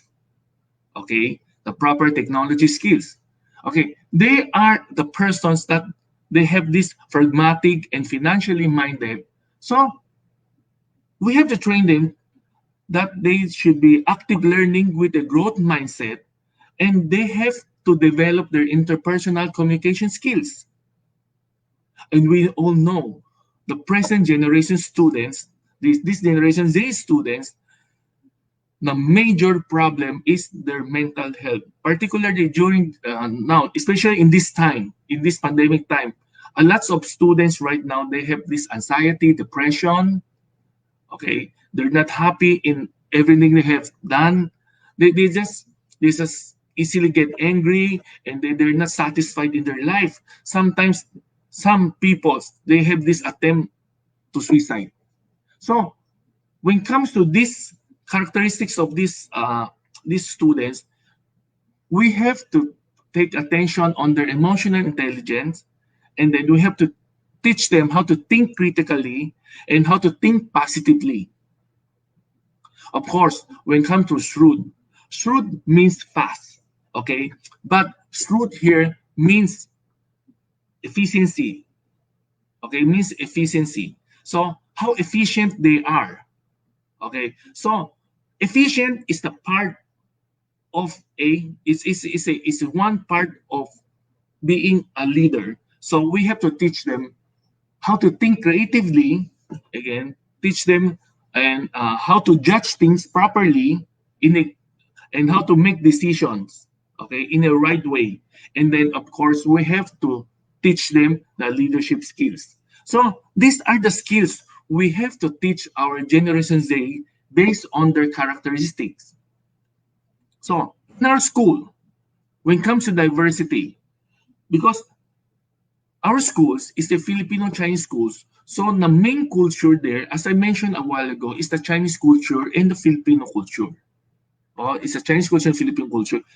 Students usually get confused the belief and the practices and the traditions of the two cultures. So we want these students, they have to experience this culture, and then teacher teach them how to accept the foreign culture. Okay, for the Filipino students, for the local students or the Filipino students, Chinese culture is a foreign culture. Okay, so we usually teach them in Chinese. Example, we Filipinos have this Filipino language month, the Buwan ng Wika, and then we also celebrate Christmas. We also celebrate our New Year. Okay, But in Chinese, they have their Chinese New Year celebrations. They also celebrate Confucius Day. By the way, the Confucius Day is the teachers' days in every Chinese schools. It's celebrated every September 28th because that is the birthday of Confucius. So, and then there's also Mid Autumn Festival. In Philippines, we usually call that a mooncake festival because people is during that time, people are eating mooncake and having a dice game. Okay, so in this through this activity, we always compare the two different culture. Okay, like just like New Year and the Chinese New Year. Okay, we can say New Year we always we do with these things. We have these firecrackers, and then we have family reunion. We have this banding. But in Chinese, is also we're also doing that. Okay, they have something similar. So, but we have some practices in Chinese New Year. We're doing this in Chinese New Year. Example, we will impart that we will tell us students in Chinese New Year they have the one belief that if you can stay overnight and having the light open in the house, that means it would bring prosperity to the family. That means that because the light means positive energy. So we share these things, but we tell them this is only the beliefs and the traditions of the Chinese New Year. Maybe you can think this is some kind of superstitious, but this is a a traditions of the Chinese people. Okay, so you should not make fun of this. You have to respect their culture. So this is how we teach the students about the diversity. So just another example. Every October, we celebrate this United Nations Day. So the kids, the students, they're wearing different costumes, okay, different costume from different countries.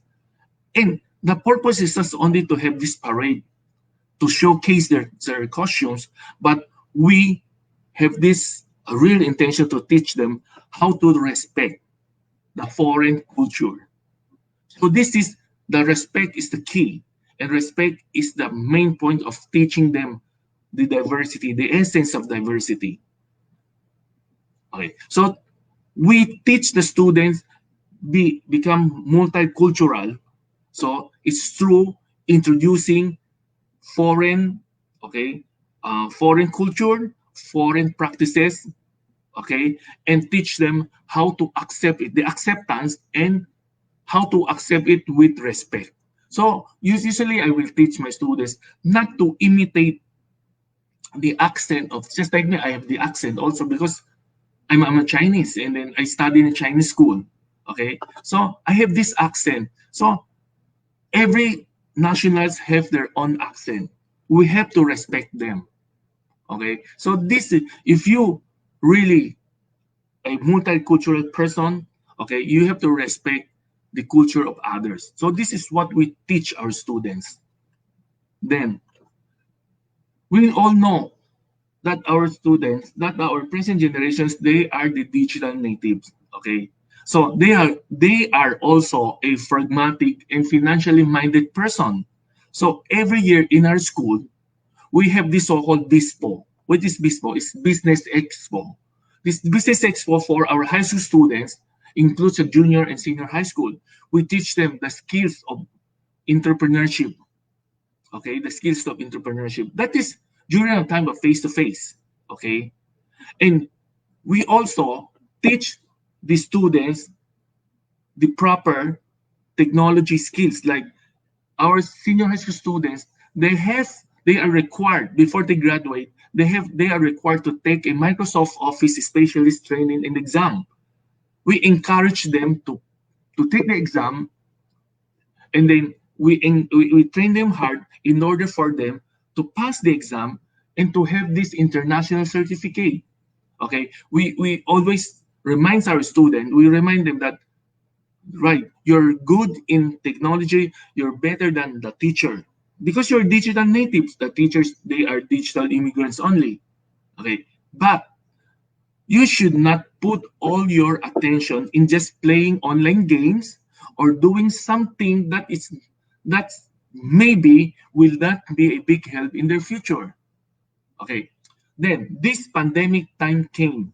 Okay, last year, as Ma'am Kat says, we have this longest lockdown, 1 year and 2 months. Okay, so everything changed. This new normal came, everything changed. Okay, so we mix these two things, the BISBO and this Microsoft Office training, into we teach them the digital marketing. Okay, so now in our schools, our senior high school students, of course, with some junior high school students, they are required to sell something online. Okay, of course under the mentorship and uh, the observations and the advisors, diba? So these students, they have, what they're selling online, how they sell it, what are their platform. So everything should be written down and everything should be reported to the teachers and let the teachers approve it, let their advisor approve it. And then the students, they will write a marketing plan, a digital marketing plan to the teachers. Okay, so their grades will be based on how well they run their digital business, their online selling business. So students, they will maximize this online learning. Okay, they will not just, the students, they will use their knowledge in computer and their knowledge also, their entrepreneurship knowledge in a proper way, that these things will help them in the future. Okay, so now this, the first year, this 2020 to 2021, we focus teaching the students how to sell online, or how to make online business, and then how they can market their products digitally. Okay, so when it comes to mental health, okay, so the current students, they easily get depressed, they easily get tired. Okay, they always have a lot of things inside their heart. They always not happy. Okay, they're mad at their parents for not supporting them, not to give everything they want. They always um, they always get comparing themselves with the other classmates. How come my classmates have a better family background? The parents give them a bigger allowance, and I just only have this allowance. And my classmates, they can go abroad, they can travel abroad, and I just wanted to stay here during summertime. Okay, so this mindset makes the students that they have this kind of anxiety. Out of the blue, anxiety came, and then they just easily depressed, easily give up. Sometimes they just have this closed door mindset, that they just stay at their room and they don't want to go out, they don't want to eat. Sometimes they have this attempt to kill themselves, suicide. Okay, so our schools, we have noticed this problem, the problem of this Generation Z. So we have a lot of partnership.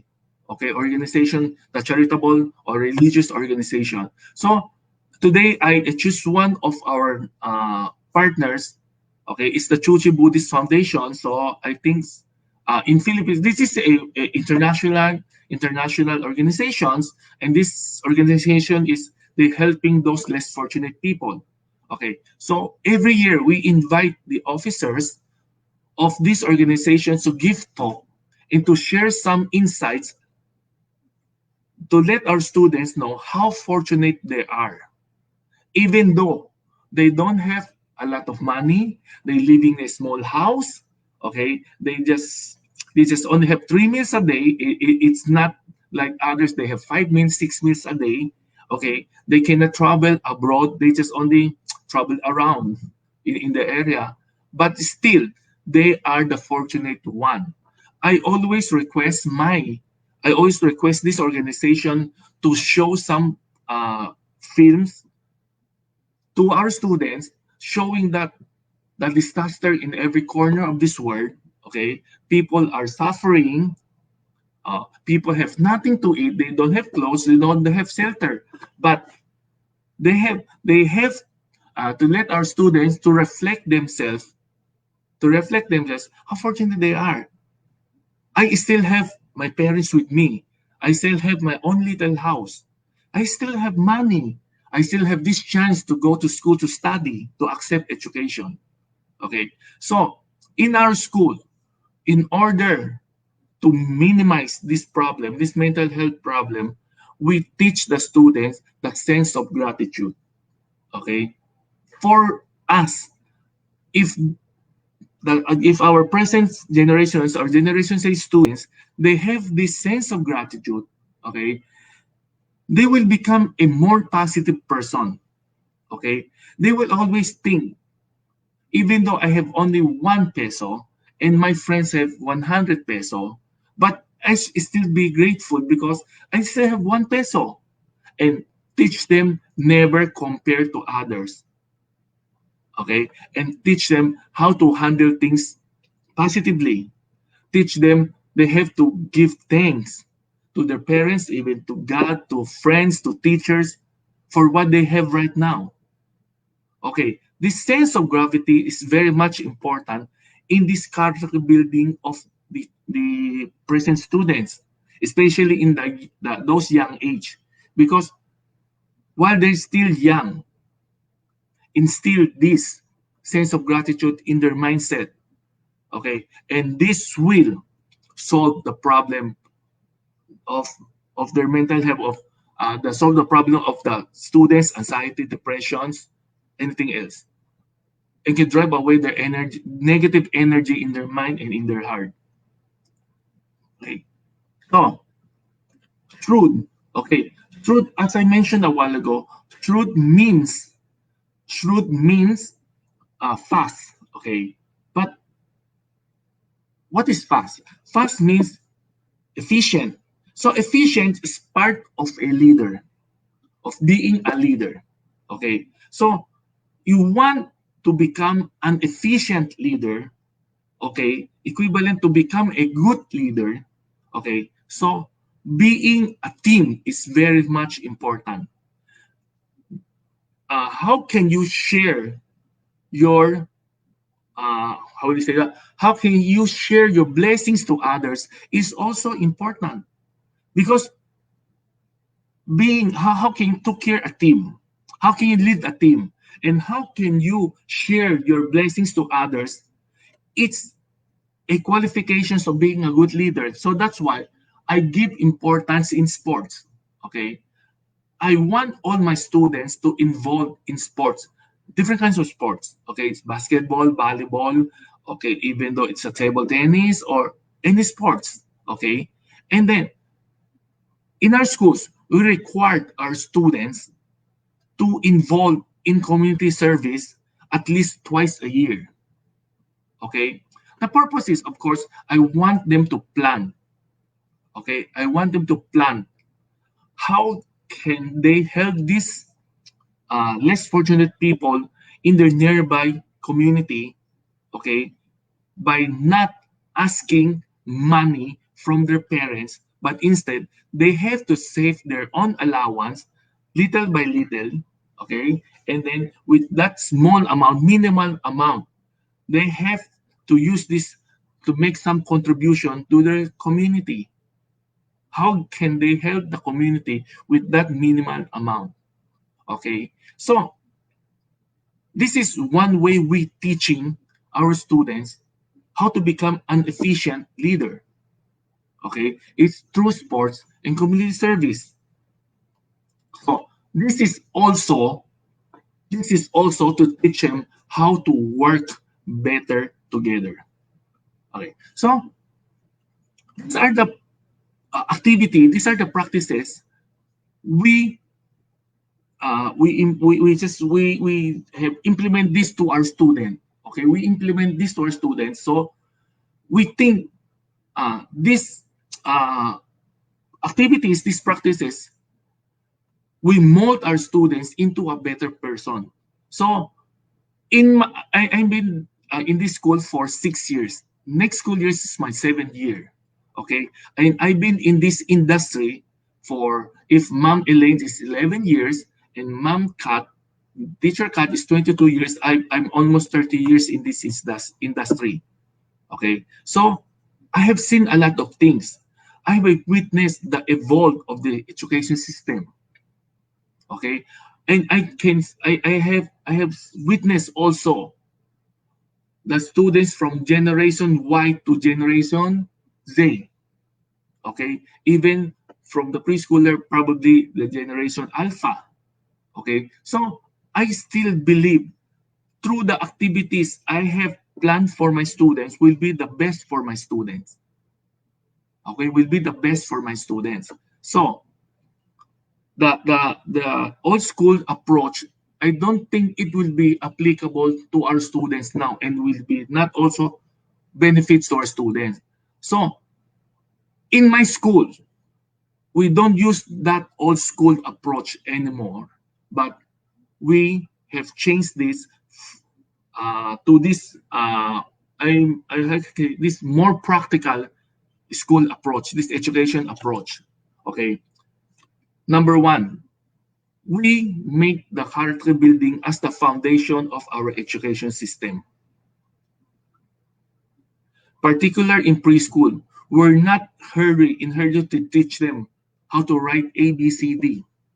We not and we were not in hurry to teach them how to count one, two, three, but instead we teach our students, our preschoolers, how to become a good students. Of course, how a loving students. Okay, we emphasize their character building. We at the young age we teach them what is wrong and what's right. Okay, we teach them how to help other people. The teacher always shares stories because in our preschool department, of course, those kids you cannot just teach them how a lot of theory, but you can teach them through storytelling. But it's very important to let them know what is right and what's wrong. I believe some people will say they're too young to understand. No, you have to teach them while they're still young. They understood. They knew everything. They just cannot express it. You teach them every day. You teach them a little by little. It will emerge in their mind. They will just knew it. In one day, they will use it. They will realize, oh, this is what my teacher teach me. I should not steal. I should not say bad words. I should not cheat during exam because this is what my teacher teach me during my younger years in my preschool time. Okay, because knowledge, okay, knowledge learning, you can learn from age 1 to age 18, age 90, up to 100 years old. Okay, as long you have this will to learn. But character is different. If you did not teach them well this values education, you did not impart this good value in them. So don't expect when they grow up they will become a better person, a person that can benefit the whole community, the whole society. Okay, so our first step is we emphasize this character building, and then next is the knowledge learning. Of course, with the knowledge as the foundation, we give them this skills development. Okay, we teach them the skills. Okay, so after skills, it's the last part is immersion time. Immersion part. When you say immersion, everything you learn from this character building, this knowledge, and this skills development, you have to apply it. You have to apply it. Teachers have to give chance to the students to apply everything what they learn. Because if you just only teach them, and then they need to memorize it only, as time goes on, they will forget everything. Okay, teach them. So that is education in action. That is immersion. Okay, so this character building, knowledge learning, skills development, immersion, this is our uh, new practices now in these past 6 years. Okay, we just don't become this student, this teacher centered. Again, it's not only, we're not also saying that we are the student center. We can say we are the teacher students partnership. Okay, with this teacher student partnership, we let the students to apply everything they learn, and the teachers will be their 24/7 advisors. Okay, of course it's not, when I say 24/7, this means when the students has any doubts or problem, they anytime can contact the teacher in the right time. I'm not saying they can call the teachers at the midnight, during midnight time, no. Okay, so this is our practices, these are the practices in our schools. Okay, so this is my short and simple sharings. Thank you very much.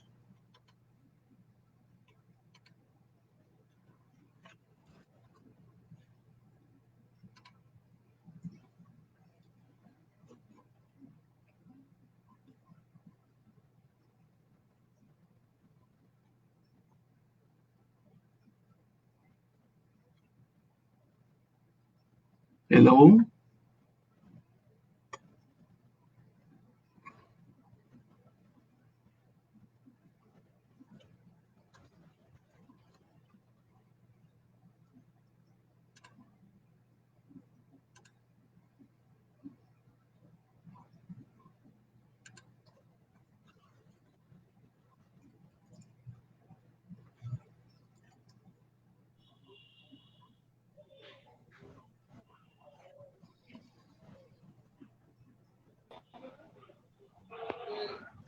Hello, hello. Uh, Annaba so, ma'am, can uh, you hear me? yeah, yeah, I can hear Yeah, you. actually, So, I got some disconnection from it. I got disconnection from okay, electricity. okay, fine. In my country, it's still total got out of electricity now. So I'm just Okay, using okay, my fine, mobile fine. data. So Okay, okay, I'll extremely continue. sorry. I'll continue. Okay, okay, Okay, just thank you so give much, me a sir, moment. I can. for your beautiful presentation. It was concise. It was concise, but still, it was very good, and uh, uh, the concept about Generation Z was very informative. So I think you can hear the echo. I don't know if there is a technical glitch. I guess there might be some echo. So thank you so much, sir. Anyways, you did Just, a very just good allow, just allow, dear job. participants Thank you, and sir. dear respected speakers. Just give me a moment. I'll do something. Okay, it's time for us quiz competition. So we have this platform called Slido. Wait, man, wait. Dear participants, I think I'm not able to share.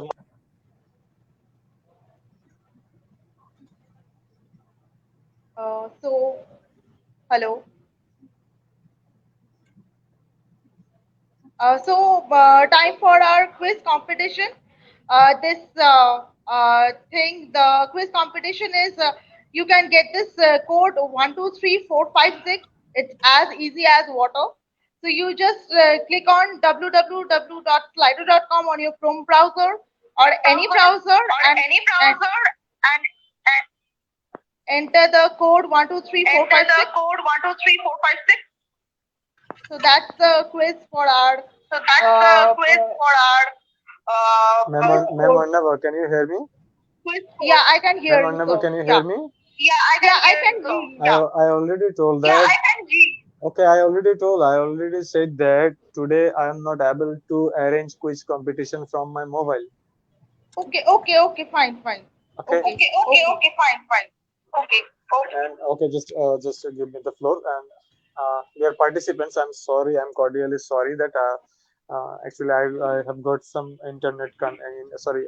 electricity connection. So due to bad weather here, I think some Josh will attack us immediately, and that's the reason we don't have any electricity right now. So that's why in my house all are completely strict off now. I'm using mobile phone data to actually get connected to you. So I'm extremely sorry for that. Today I'm not able to conduct the quiz competition.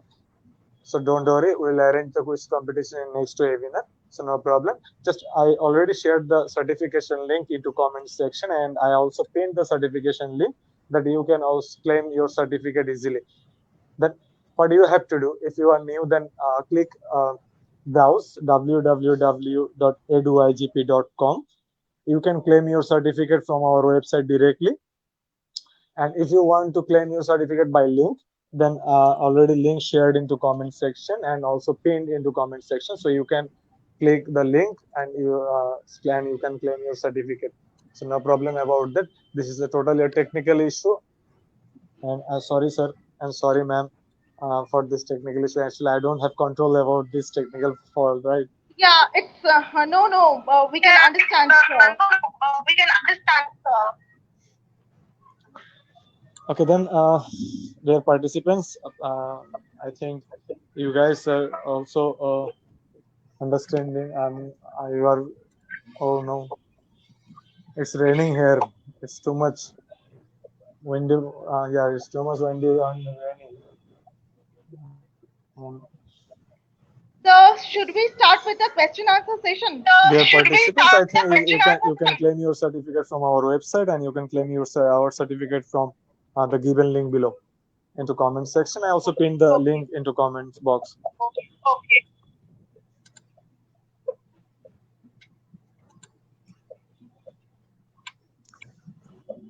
Today actually we arranged quiz competition, and also we had Q&A, but for this technical fault we are not able to conduct this. So again, sorry for that. Okay. Hope to see you again in the next session. Our next webinar will be held on 25th May. uh, Simplified mathematics is our topics for next webinar 25th May, and see you again in the next session. Thank you so much.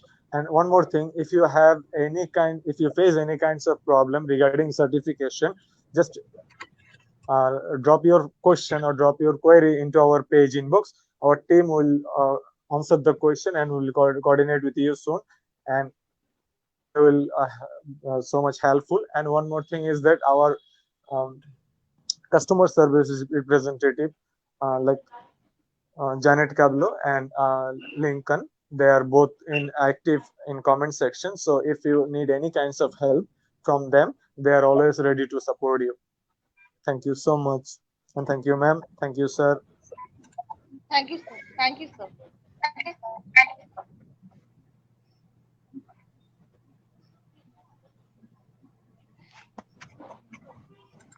So, this is the end of the webinar.